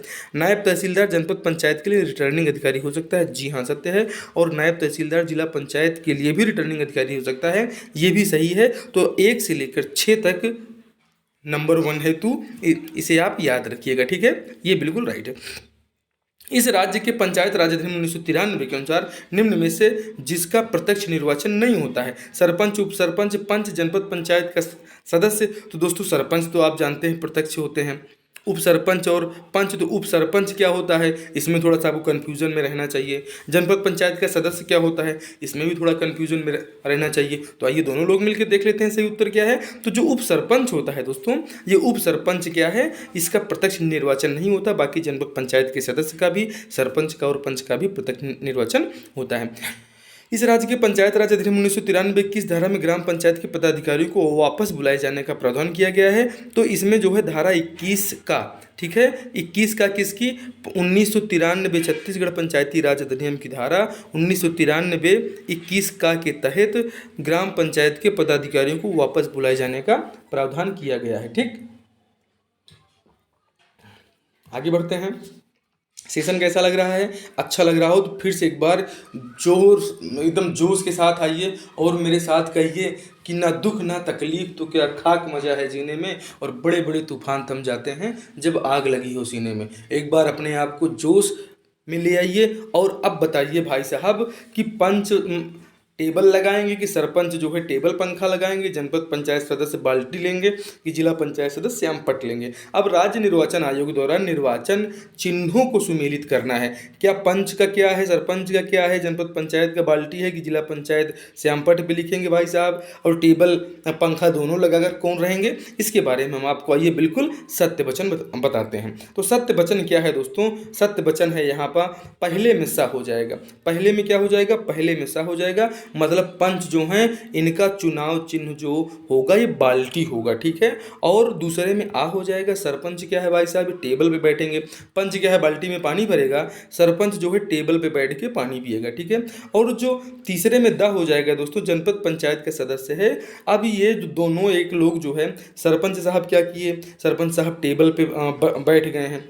ठीक है। पंच साहब बाल्टी लेके एकदम खड़े हैं, ठीक है। और जनपद पंचायत के सदस्य जो हैं वो श्यामपट हैं, और जो जिला पंचायत का सदस्य, भाई जाहिर सी बात है जो है जिले में है तो वो टेबल और पंखा, टेबल भी रहेगा और टेबल के ऊपर पंखा भी लगा लेगा और आराम से जो है सोते रहेगा, ठीक है। तो इसे आपको याद रखना है, ठीक है, कि पंच का क्या होगा, तो बाल्टी, निर्वाचन आयोग द्वारा निर्धारित निर्वाचन चिन्हों को सुमेलित करना है, ठीक है। ये निर्वाचन चिन्हों को आप सुमेलित कर रहे हैं, इसे आप जरूर ध्यान रखिएगा। तो अब आपको सही उत्तर मिल चुका है, ठीक है। पंच का क्या हो जाएगा, बाल्टी, सरपंच का टेबल, उसके बाद जनपद पंचायत सदस्य का श्यामपट और जिला पंचायत सदस्य का टेबल और पंखा दोनों हो जाएगा। सूची ए को सूची बी के साथ मिलान करना है। छत्तीसगढ़ पंचायत का जो निर्वाचन होता है और जो मत पत्रों का रंग होता है, क्या जिला पंचायत के सदस्य का मत का रंग सफ़ेद होगा, क्या जनपद पंचायत के सदस्य के जो है मतपत्रों का रंग नीला होगा, सरपंच का क्या गुलाबी होगा, क्या नगर पालिका परिषद का पीला होगा। तो इसके सही उत्तर की तरफ बढ़ते हैं दोस्तों। इसका जो सही उत्तर हो जाएगा 4 3 2 1, मतलब नीचे से आपको ऊपर तक ले आना है। क्या ले आना है, 4 3 2 1, ये 4 3 2 1, इसे आप अच्छे से मिलान कर लीजिएगा, ठीक है। ये बिल्कुल सत्य है। आगे बढ़े दोस्तों।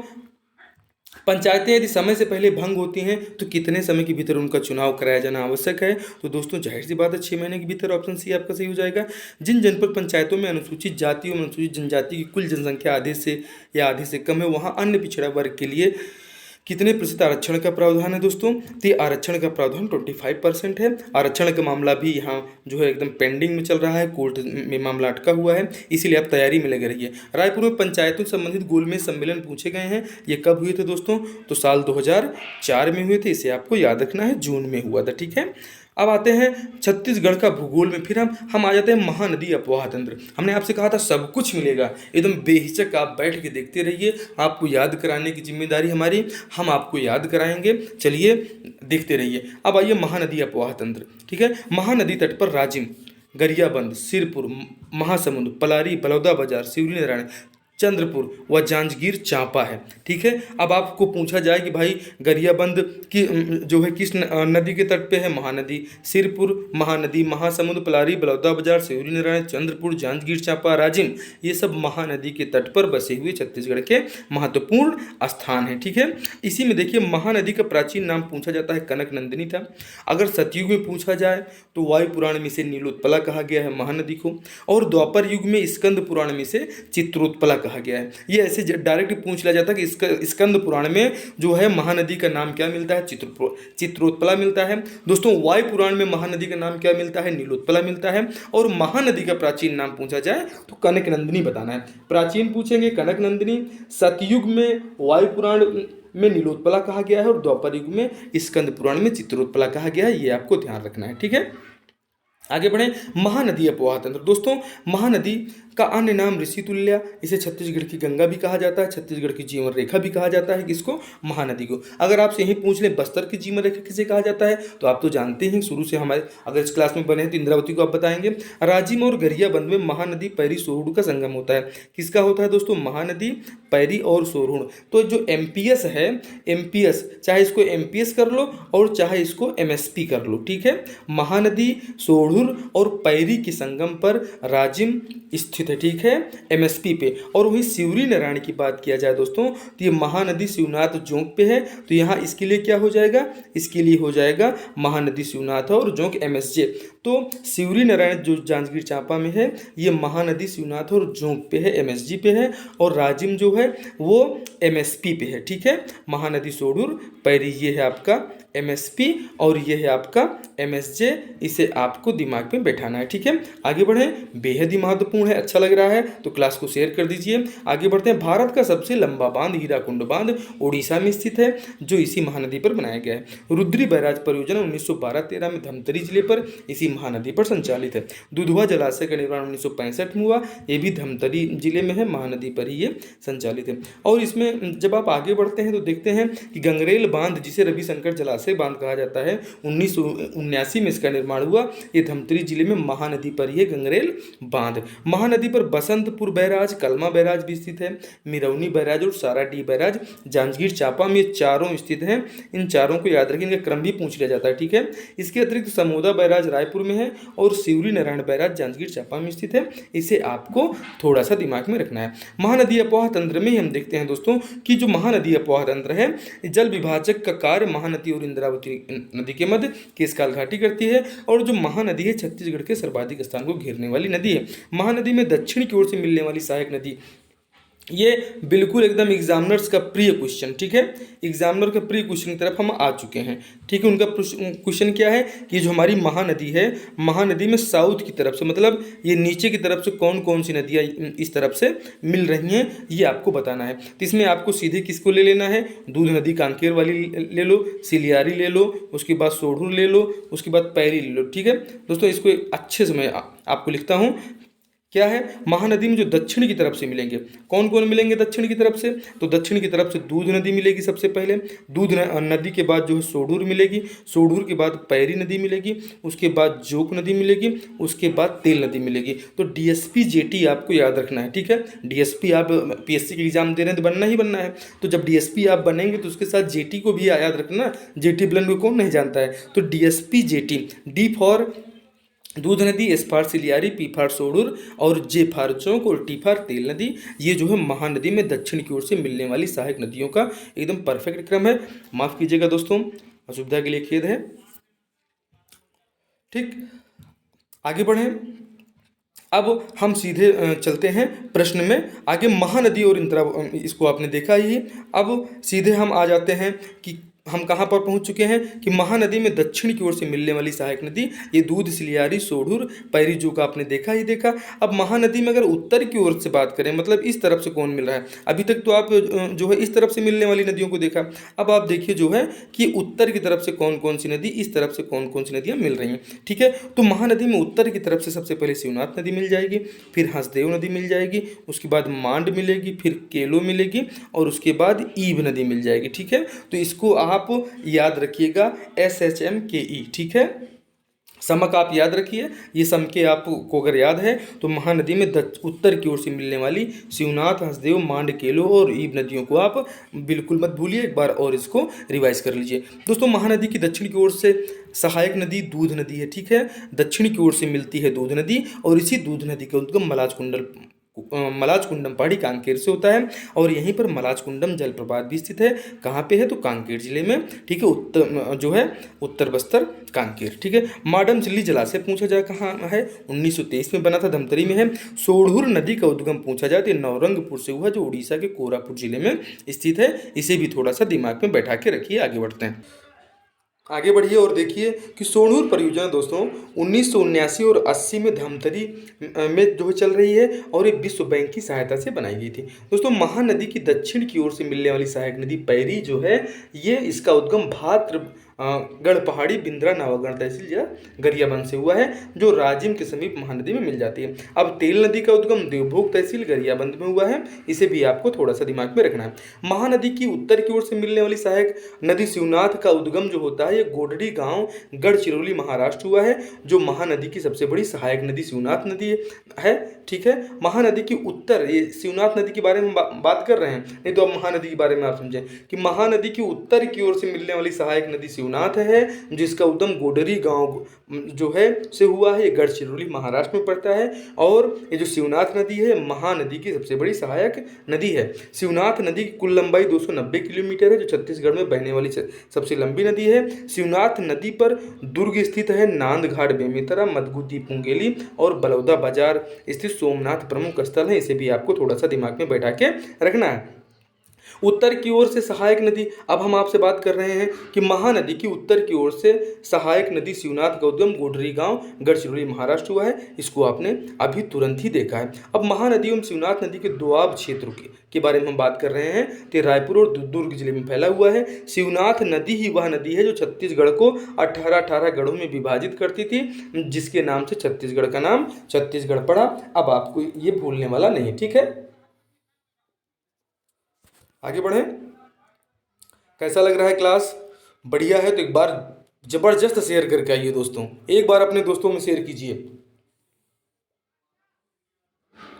हमें आशा है कि आप शेयर कर रहे होंगे। आगे बढ़ते हैं।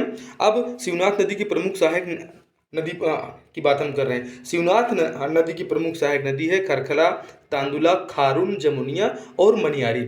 तो खारून नदी के तट पे क्या है तो आप हमें जरूर बताइएगा। खरखरा नदी पर बालोद जिले में मिट्टी से निर्मित बांध है। ये प्रश्न पूछा गया था, इसको हमने पढ़ाया था और सीजी सब इंस्पेक्टर में आया था। ठीक है, ये प्रश्न पूछा गया है कि मिट्टी से निर्मित कौन सा बांध है, सीजी सब इंस्पेक्टर वालों आप बताइए। ये प्रश्न हमने पढ़ाया है, अगर सही से रिवाइज किए होते तो ये प्रश्न सही में करेक्ट हो गया था। खरखरा नदी पर बालोद जिले में जो मिट्टी से निर्मित बांध है वो कहाँ है तो खरखरा नदी पर है, और जिसे खरखरा जलाशय भी कहा जाता है। तांदुला नदी का उद्गम भानु प्रतापपुर तहसील कांगेर में से होता है, और तांदुला जलाशय कहाँ स्थित है तो पूछा जाए बालोद में स्थित है, और ये राज्य की प्रथम परियोजना है जिसे आप तांदुला जलाशय आप इसको देख रहे हैं। ठीक है, आगे बढ़े। मनियारी नदी के तट पर क्या है तो मनियारी नदी के तट पर आमेरी कांपा जो है तालागांव में स्थित है, और जो अपना जल मधुकू द्वीप के पास शिवनाथ नदी में गिराती है। मतलब मधुकू द्वीप के पास ये मनियारी नदी शिवनाथ नदी में मिल जाती है। अरपा की सहायक नदी क्या है खारंग है, जिस पर खूंटा घाट या संजय गांधी परियोजना स्थित है। अरपा नदी का उद्गम पूछा जाए तो नवीन जिला गौरेला पेंड्रा मरवाही से हुआ है।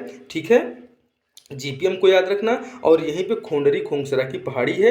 ये अब की बार एकदम स्टार आपको लगवा देगा अगर ये आपको याद रह जाता है। अरपा नदी का उद्गम गौरेला पेंड्रा मरवाही से हुआ है। कहाँ से तो खोंडरी खोंगसरा की पहाड़ी कहाँ है तो गौरेला पेंड्रा मरवाही में है। दोस्तों खारून नदी का उद्गम पेटे चुआ पहाड़ी संजारी बालोद से हुआ, जो अपना जल सोमनाथ के पास ये एक मंदिर है, यहीं पर शिवनाथ नदी में खारून नदी मिल जाती है। रायपुर व तर्री घाट दुर्ग खारून नदी के तट पर स्थित है। जमुनिया नदी शिवनाथ की सहायक नदी के रूप में बहुत ही फेमस है। और महानदी की उत्तर की ओर से मिलने वाली सहायक नदी जो है जिसका नाम मांड है, इसका उद्गम मैनपाट सरगुजा से होता है। तो मांड का उद्गम मैनपाट से, और सहायक नदी किसकी है तो महानदी की है। तो महानदी मांड और मैनपाट आपको याद रखना है। ठीक है, मांड नदी चंद्रपुर के समीप महानदी में मिल जाती है, अपना जल उसी में विसर्जित कर देती है। मांड नदी और महानदी के संगम पर चंद्रहासिनी देवी मंदिर स्थित है। मांड नदी और महानदी एमएम को आप याद रखिएगा, चंद्रहासिनी देवी मंदिर स्थित है। महानदी की उत्तर की ओर से मिलने वाली सहायक नदी ईब है, जिसका उद्गम खुर्जा पहाड़ी रानी झूला नामक स्थान से हुआ है, जो पंडरापाट जसपुर में स्थित है। ईब नदी के रेत में ही सोने के कण पाए जाते हैं, ये कई बार एग्जाम में पूछे गए हैं। ठीक है, अब गोदावरी अपोहा तंत्र के बारे में हम लोग बात कर लेते हैं। गोदावरी अपोहा तंत्र छत्तीसगढ़ राज्य के दक्षिण भाग में स्थित है, और गोदावरी नदी पर पोलावरम बांध छत्तीसगढ़ के तेलंगाना व आंध्र प्रदेश के मध्य विवादित है। तो पोलावरम बांध किसके मध्य विवादित है तो आंध्र प्रदेश तेलंगाना के मध्य, और गोदावरी नदी पर स्थित है। पोलावरम परियोजना गोदावरी नदी पर संचालित की जा रही है। इंद्रावती नदी जो है गोदावरी की प्रमुख सहायक नदी भी है, इसे भी आपको याद रखना है। अब ये मत कहिएगा कि इंद्रावती महानदी मिल जाती है, क्योंकि महानदी और इंद्रावती के बीच केशकाल बीच में बैठा हुआ है, जो जल विभाजक पर्वत पहाड़ का कार्य करता है। ठीक है, अब गोदावरी अपोहा तंत्र में ही आप आगे देखें कि इंद्रावती नदी का प्राचीन नाम क्या पूछा जाता है तो मंदाकिनी था, और जिसका उद्गम कहाँ से हुआ है मुंगेर पर्वत कालाहांडी जिला उड़ीसा से हुआ है। चित्रकूट जलप्रपात जो है दोस्तों इसी इंद्रावती नदी पर स्थित है, और यह पश्चिम दिशा की ओर बहने वाली नदी है। गोदावरी बेसिन और बस्तर के पठार की प्रमुख नदी है, और बस्तर की जीवन रेखा इसे कहा जाता है। ठीक है, इंद्रावती नदी को गोदावरी नदी अपोहा तंत्र में ही जो है दोस्तों इंद्रावती की अगर प्रमुख सहायक नदियों की बात में किया जाए तो कोटरी, नारंगी, संखनी। अब ये संखनी डंकनी नदी के ही संगम पर तो दंतेवाड़ा में जो दंतेश्वरी माता जी का मंदिर है, जहाँ पे जो है Guinness book of world record में सबसे बड़ी चुनरी भूपेश बघेल जी ने अपनी मन्नत पूरी होने पर चढ़ाए, क्योंकि 2.5 साल बाद फिर से 5 साल के लिए मुख्यमंत्री बन गए थे। ठीक है, अब कोटरी नदी का प्राचीन नाम आपसे पूछा जाए परलकोट मिलता है, और परलकोट विद्रोह कब हुआ था तो ये आपको हमें बताना है। इसके नेतृत्वकर्ता कौन थे, इसी क्लास के एंड तक आप बने रहिए, सब आपको हम धीरे धीरे बता रहे हैं। कोटरी नदी बेसिन राज्य के दक्षिण भाग में स्थित है, इसे भी आपको याद रखना है। कोटरी नदी का प्राचीन नाम परलकोट है, राजहरा की पहाड़ी से निकलती है, जो बीजापुर जिले में इंद्रावती से मिल जाती है। मतलब कोटरी नदी आप यहाँ देख रहे हैं किसकी सहायक नदी है तो इंद्रावती की सहायक नदी है। तो कोटरी, नारंगी, संखनी इन नदियों को याद रखना है। ठीक है, अब कोटरी नदी बेसिन छत्तीसगढ़ राज्य दक्षिण में स्थित है, अब ये आपको याद हो चुका है। इसी में देखिए दोस्तों कोंडागांव शहर जो है दोस्तों ये नारंगी नदी के तट पर स्थित है, और यहीं पे केशकाल घाटी भी स्थित है। तिलिन माता का मंदिर भी यहीं केशकाल घाटी के 12 मोड़ों के बीच में। संखनी नदी का उद्गम नंदी राज चोटी बैलाडीला से हुआ है। आप जानते हैं बैलाडीला से की जो खान है, वहाँ से लोहा कहाँ को जाता है, और सबसे एंशियंट कोई पहाड़ी है तो बैलडेला है। शंखिनी नदी का रंग लाल रक्तांब है। अगला पॉइंट देखिए कि नंदपुर पर्वत कोरापुट उड़ीसा में सबरी नदी का उद्गम होता है। सबरी नदी का उद्गम कहाँ हो रहा है? उड़ीसा से हो रहा है। कहाँ से? कोरापुट से। ठीक है, यह राज्य की एकमात्र नदी है जिसे कोंटा सुकमा और आंध्र प्रदेश से कुनावरम तक, मतलब छत्तीसगढ़ के कोंटा से और आंध्र प्रदेश के कुनावरम तक, कोंटा से कुनावरम तक 36 किलोमीटर जल परिवहन मात्र सबरी नदी पर स्थित है, जिसका उद्गम उड़ीसा से होता है। कोरापुट नंदपुर पर्वत उसका स्थान है। तो छत्तीसगढ़ और महाराष्ट्र की सीमा बनाने वाली कोई नदी है तो दोस्तों आपको बताना है कि उस नदी का नाम है बाघ। ठीक है, अब आगे बढ़िए और एक नए अपवाह तंत्र हम लोग बढ़ते हैं जिसका नाम है सोनगंगा नदी अपवाह तंत्र, जो है छत्तीसगढ़ का तीसरा अपवाह तंत्र है। सोन नदी अपवाह तंत्र की प्रमुख सहायक नदी माना जाता है। बनास, गोपद, नेउर, रिहंद, कन्हार, ये यहाँ की इसकी जो है सहायक नदी है सोन नदी की। बनास नदी का उद्गम मांझटोली पहाड़ी से हुआ है जो भरतपुर तहसील कोरिया में पड़ता है। नए जिले के गठन के हिसाब से एक बार इसको आप जरूर रिवाइज करिएगा। ठीक है, गोपद नदी का उद्गम सोनाहत पहाड़ कोरिया से हुआ है, इसे भी आप थोड़ा सा दिमाग में रखिएगा कि गोपद नदी का उद्गम सोनाहत पठार से और बनास नदी का उद्गम मांझटोली पहाड़ी से हुआ है। ठीक है, आगे बढ़े। सोन नदी, इसमें देखें आपकी नेउर नदी जो है मध्य प्रदेश एवं छत्तीसगढ़ के मध्य जो है सीमा रेखा बनाती है, और महाराष्ट्र और छत्तीसगढ़ के मध्य बाघ नदी बनाती है, इसको भी याद रखिएगा। अंबिकापुर तहसील सरगुजा की छुरी मतरिंगा की पहाड़ी से जो है रिहंद नदी का उद्गम होता है, जो सरगुजा की जीवन रेखा मानी जाती है। अगर बस्तर की जीवन रेखा पूछे तो इंद्रावती नदी बताना, सरगुजा की जीवन रेखा पूछे तो रिहंद नदी को बताना, और छत्तीसगढ़ की जीवन रेखा पूछे तो महानदी को आप बताइएगा। ठीक है, उत्तर प्रदेश के मिर्जापुर में रिहंद नदी पर गोविंद बल्लभ पंत जलाशय बनाया गया है जो रिहंद बांध के नाम से भी प्रसिद्ध है। इसी को गोविंद बल्लभ पंत जलाशय कहते हैं जो मिर्जापुर में स्थित है। कन्हार नदी बगीचा, जो कन्हार नदी है दोस्तों ये जसपुर के बखोना चोटी से निकलती है। कहाँ पे? बगीचा में। ठीक है, और इसी नदी के तट पर पुरातात्विक स्थल डीपाडी स्थित है। कहाँ? जो वो डीपाडी कहाँ है दोस्तों? अब इसमें कंफ्यूज भी नहीं होना है। डीपाडी कहाँ है? ये पुरातात्विक स्थल बलरामपुर में है। और ये नदी कहाँ से निकलती है? तो जसपुर के बखोना चोटी से निकलती है, और इसी कन्हार नदी के तट पर डीपाडी बलरामपुर स्थित है। अगर आपको इसकी PDF चाहिए तो अपने दोस्तों में एक बार इसको शेयर कीजिए और हमारे टेलीग्राम ग्रुप को जरूर ज्वाइन कर लीजिए। अब हम आ चुके हैं दोस्तों छत्तीसगढ़ के प्रमुख जलप्रपात के बारे में दोस्तों।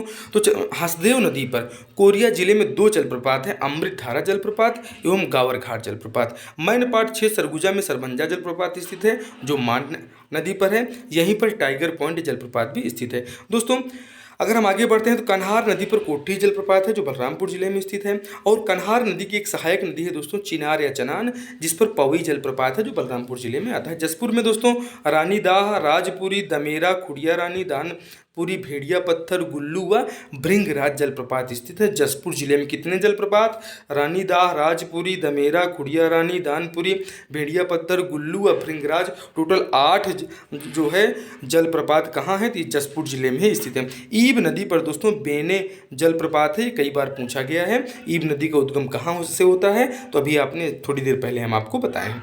केंदई नदी, ये केंदई जलप्रपात दोस्तों केंदई नदी पर है, कटघोरा तहसील कोरबा। ठीक है, कांकेर जिले में दूध नदी स्थित है। चर्रे मर्रे जलप्रपात जो है ये पिंजारिन घाटी कांकेर में स्थित है, और पिंजारिन प्रपात पिंजारिन नदी कांकेर पर है, इसे भी थोड़ा सा दिमाग में एक साइड में रख लेना है। आगे बढ़ते हैं। नारायणपुर जिले में खुरसेल झरना खुरसेल नदी पर है। हांदावाड़ा नोगो बाबा जलप्रपात भी नारायणपुर में स्थित है। अब रानी दरहा जलप्रपात कहें तो कवर्धा में है, और रानी दाह पूछा जाए तो आपको जसपुर नहीं भूलना है। बीजापुर जिले में इंद्रावती नदी पर सातधारा जलप्रपात है, इसे भी आपको याद रखना है। बस्तर जिले में इंद्रावती नदी पर चित्रकूट जलप्रपात स्थित है, जिसे भारत का नियाग्रा भी कहा जाता है। साथ ही छत्तीसगढ़ का सबसे बड़ा जलप्रपात है। छत्तीसगढ़ का सबसे ऊंचा जलप्रपात की बात किया जाए तो तीरथगढ़ जलप्रपात है। बस्तर का कश्मीर बिनेता घाटी स्थित है तांबड़ा घूमर जलप्रपात, जिसे मयूरा भी कहा जाता है। तो बस्तर का कश्मीर किसे कहा जाता है? तो बिनेता घाटी कहा जाता है, और यहीं पर तांबड़ा घूमर जलप्रपात है।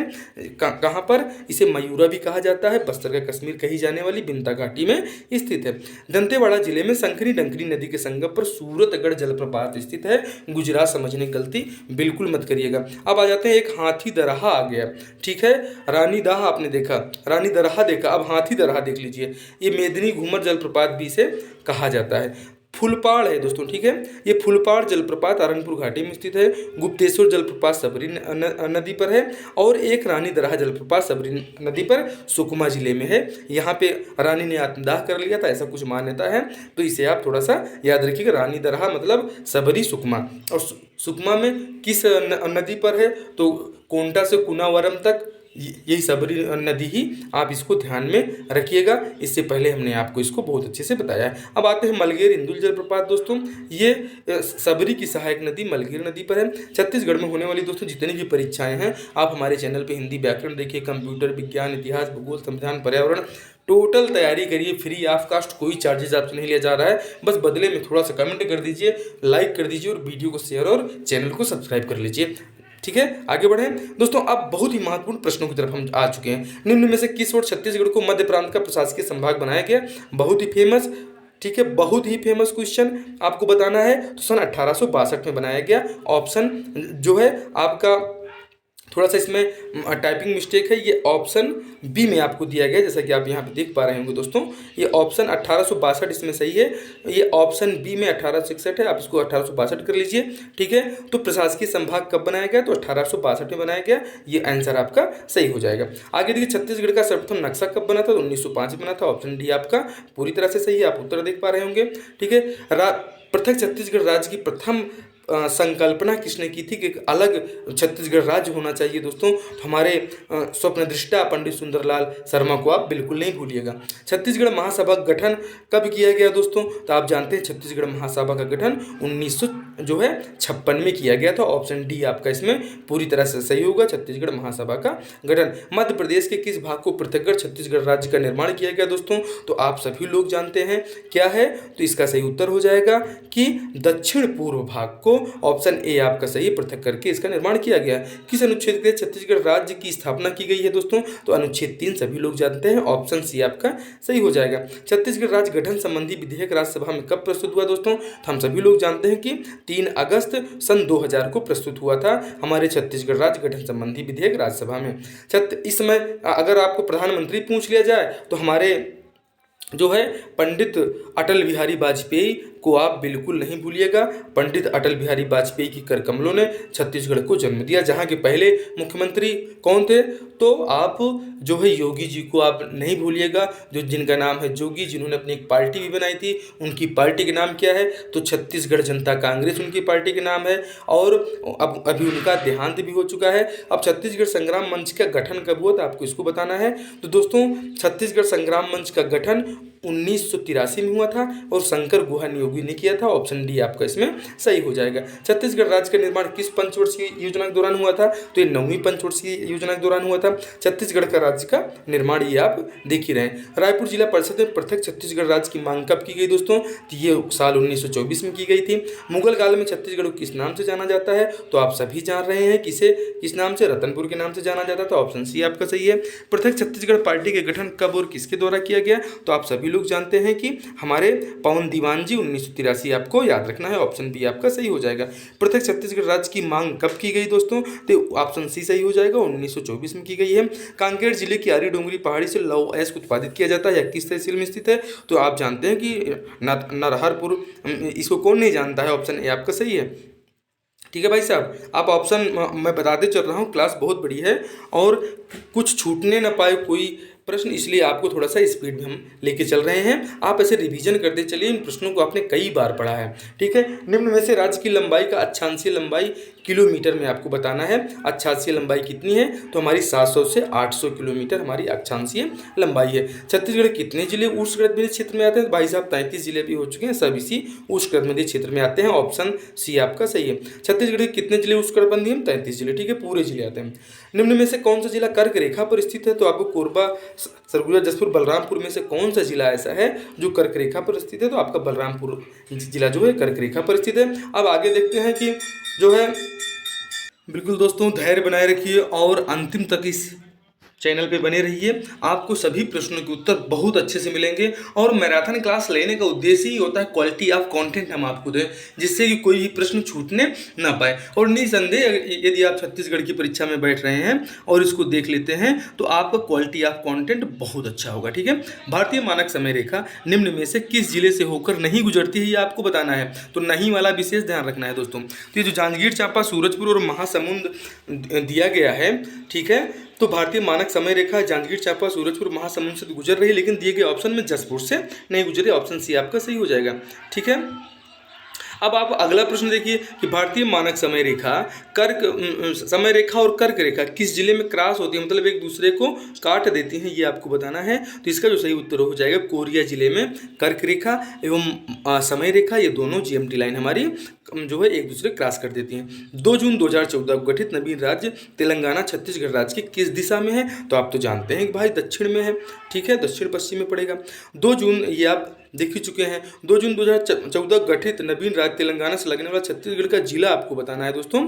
तो इसमें जो ऑप्शन दिया गया सुकमा आपका बिल्कुल सही है, ऑप्शन डी। छत्तीसगढ़ की सीमा से सबसे कम सीमा साझा करने वाला राज्य कौन सा है, जाहिर सी बात ऑप्शन डी तेलंगाना हो जाएगा। ठीक है, छत्तीसगढ़ की सीमा से सबसे कम सीमा साझा करने वाला राज्य कौन सा है, तो सबसे कम सीमा कोई राज्य साझा करता है तो हमारा आंध्र प्रदेश है। ठीक है, ये प्रश्न आप बिल्कुल देख लीजिएगा, इसमें तेलंगाना आप मत करिएगा। ठीक है, छत्तीसगढ़ की सीमा से सबसे कम सीमा साझा करने वाला राज्य कौन सा है, तो आपको कंफ्यूजन के लिए दिया गया है। ठीक है, थोड़ा सा हाईलाइट किया गया है और इसमें आपको नहीं लगाना है, गलती बिल्कुल नहीं करना है। सही आंसर क्या हो जाएगा कि आंध्र प्रदेश जो है ये सबसे कम सीमा साझा करने वाला राज्य है। इसे बिल्कुल दिमाग में रखिएगा, ऐसे ही कंफ्यूजिंग क्वेश्चन आपकी परीक्षा में आने वाले हैं। क्षेत्रफल की दृष्टि से सबसे छोटा सीमावर्ती राज्य कौन सा है, इन दिए गए ऑप्शन में से आपको बताना है। तो इसमें झारखंड है, इसका बिल्कुल सही उत्तर हो जाएगा। आगे बढ़े, सीमावर्ती राज्य में छत्तीसगढ़ के सर्वाधिक जिलों को छूने वाला राज्य कौन सा है, आप बताइए।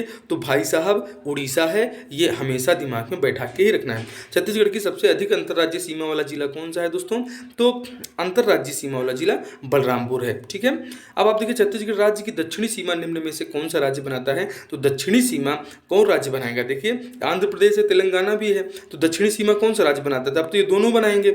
ठीक है, तो अब इस ऑप्शन में आप इसको क्या करिएगा, ये दोनों कीजिएगा, ए और बी दोनों सही है, क्योंकि दक्षिणी सीमा आंध्र प्रदेश भी बना रहा है और तेलंगाना भी बना रहा है, इन दोनों को आप याद रखिएगा। ऑप्शन में जब आपके आएगा तो कोई एक ही ऑप्शन में आएगा, चाहे आंध्र प्रदेश आए चाहे तेलंगाना आए। ठीक है, छत्तीसगढ़ राज्य का कौन सा जिला 3 सीमावर्ती राज्य की सीमाओं को स्पर्श करता है, दिए गए ऑप्शंस में से बताना है। जसपुर, राजनांदगांव, बीजापुर, सुकमा, तो जाहिर सी बात है 3 सीमावर्ती राज्यों से छूने वाला इधर सुकमा है, ऊपर में बलरामपुर भी आपने देख लिया है। ठीक है, छत्तीसगढ़ राज्य का कौन सा जिला मध्य प्रदेश की सीमा को स्पर्श नहीं करता है, गौरेला, पेंड्रा, मरवाही, मुंगेली, बिलासपुर, राजनांदगांव। ठीक है, तो आपको बताना है भाई साहब, एकदम परफेक्ट क्वेश्चन है, बिलासपुर, गौरेला, पेंड्रा, मरवाही बनने के बाद। छत्तीसगढ़ राज्य मध्य प्रदेश के कुल क्षेत्रफल का कितना प्रतिशत समाहित है, तो आप सभी लोग जानते हैं कि 13.47 इसका सही आंसर हो जाएगा। अब बिल्कुल चेंज गियर, बहुत ही महत्वपूर्ण प्रश्न आपके लिए एकदम सरसरी तौर पर। छत्तीसगढ़ के प्रथम राज्यपाल कौन थे, दिनेश नंदन सहाय, कई बार पूछे गए हैं। छत्तीसगढ़ के प्रथम मुख्यमंत्री अजीत प्रमोद कुमार जोगी। छत्तीसगढ़ के प्रथम विधानसभा अध्यक्ष राजेंद्र प्रसाद शुक्ल। छत्तीसगढ़ के प्रथम विधानसभा उपाध्यक्ष श्री बनवारी लाल अग्रवाल।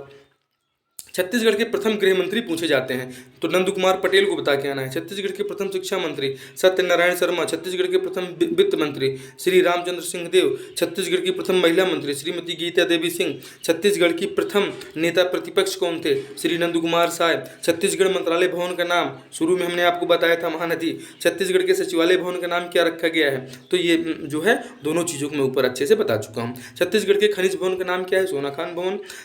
छत्तीसगढ़ के जल संसाधन भवन क्या कहा जाता है, सिहावा भवन। विधानसभा को मिनी माता कहा जाता है। मुख्यमंत्री निवास को करुणा कहा जाता है, ये पूछे गए। और विधायक विश्राम गृह को संगवारी कहा जाता है। और छत्तीसगढ़ का प्रथम किसान शॉपिंग मॉल कहाँ खुला था, तो राजनांदगांव में खुला था। पीएससी का एकदम प्यारा सा क्वेश्चन है। छत्तीसगढ़ का प्रथम वन्यजीव अभ्यारण्य का दर्जा किस अभ्यारण्य को प्राप्त है, सीता नदी अभ्यारण्य 1978। छत्तीसगढ़ की प्रथम जूट मिल कब स्थापित हुई थी, तो 1935 में, जिसे मोहन जूट मिल कहा जाता है। छत्तीसगढ़ की प्रथम नदी परियोजना वो तांदुला परियोजना है, इसे भी आपको ध्यान में रखना है। छत्तीसगढ़ के प्रथम पद्म भूषण प्राप्तकर्ता कौन है, हबीब तनवीर, 2002 में इनको मिला था। छत्तीसगढ़ की प्रथम पद्म भूषण प्राप्तकर्ता महिला कौन है? श्रीमती तीजन बाई, जिन्हें 2003 में मिला था। ये पांडवानी की कपालिक शैली के कलाकार हैं। साथ ही छत्तीसगढ़ की प्रथम महिला पद्मश्री अवार्ड प्राप्तकर्ता है। इन्हें 1987 में पहला पद्मश्री अवार्ड भी मिल चुका है। छत्तीसगढ़ के प्रथम व्यक्ति जिन्हें पद्मश्री सम्मान से सम्मानित किया गया, ये मुकुटधर पांडे जी थे 1976 में। अब यहाँ से व्यक्ति पूछा जा रहा, महिला पूछा जाए तो छत्तीसगढ़ की प्रथम महिला कौन है? तीजन बाई है। और व्यक्ति पूछा जाए तो मुकुटधर पांडे जी हो जाएंगे। छत्तीसगढ़ की प्रथम फिल्म का क्या नाम है? कहीं दिव्य संदेश, जो 1965 में बनी थी। ठीक है।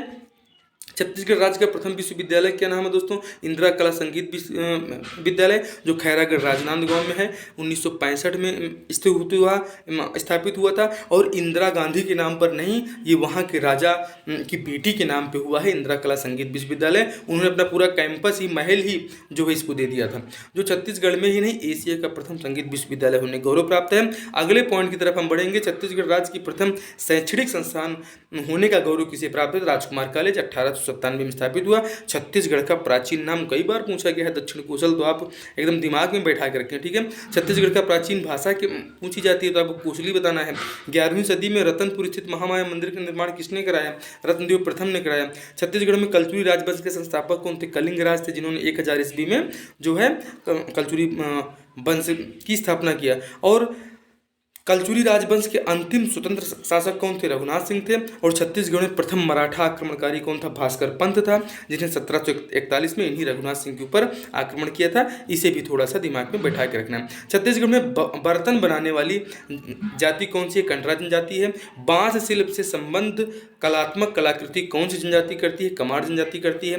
काले पक्षी का शिकार करने वाली जनजाति क्या कहते हैं? पारधी जनजाति कहते हैं। छत्तीसगढ़ में बोझा ढोने का कार्य कौन सी करती है? गढ़वा जनजाति करती है। छत्तीसगढ़ में कत्था निकालने का कार्य कौन सी जनजाति करती है? तो कत्था मतलब खैरवाड़, तो आपको सीधा याद ही रहेगा।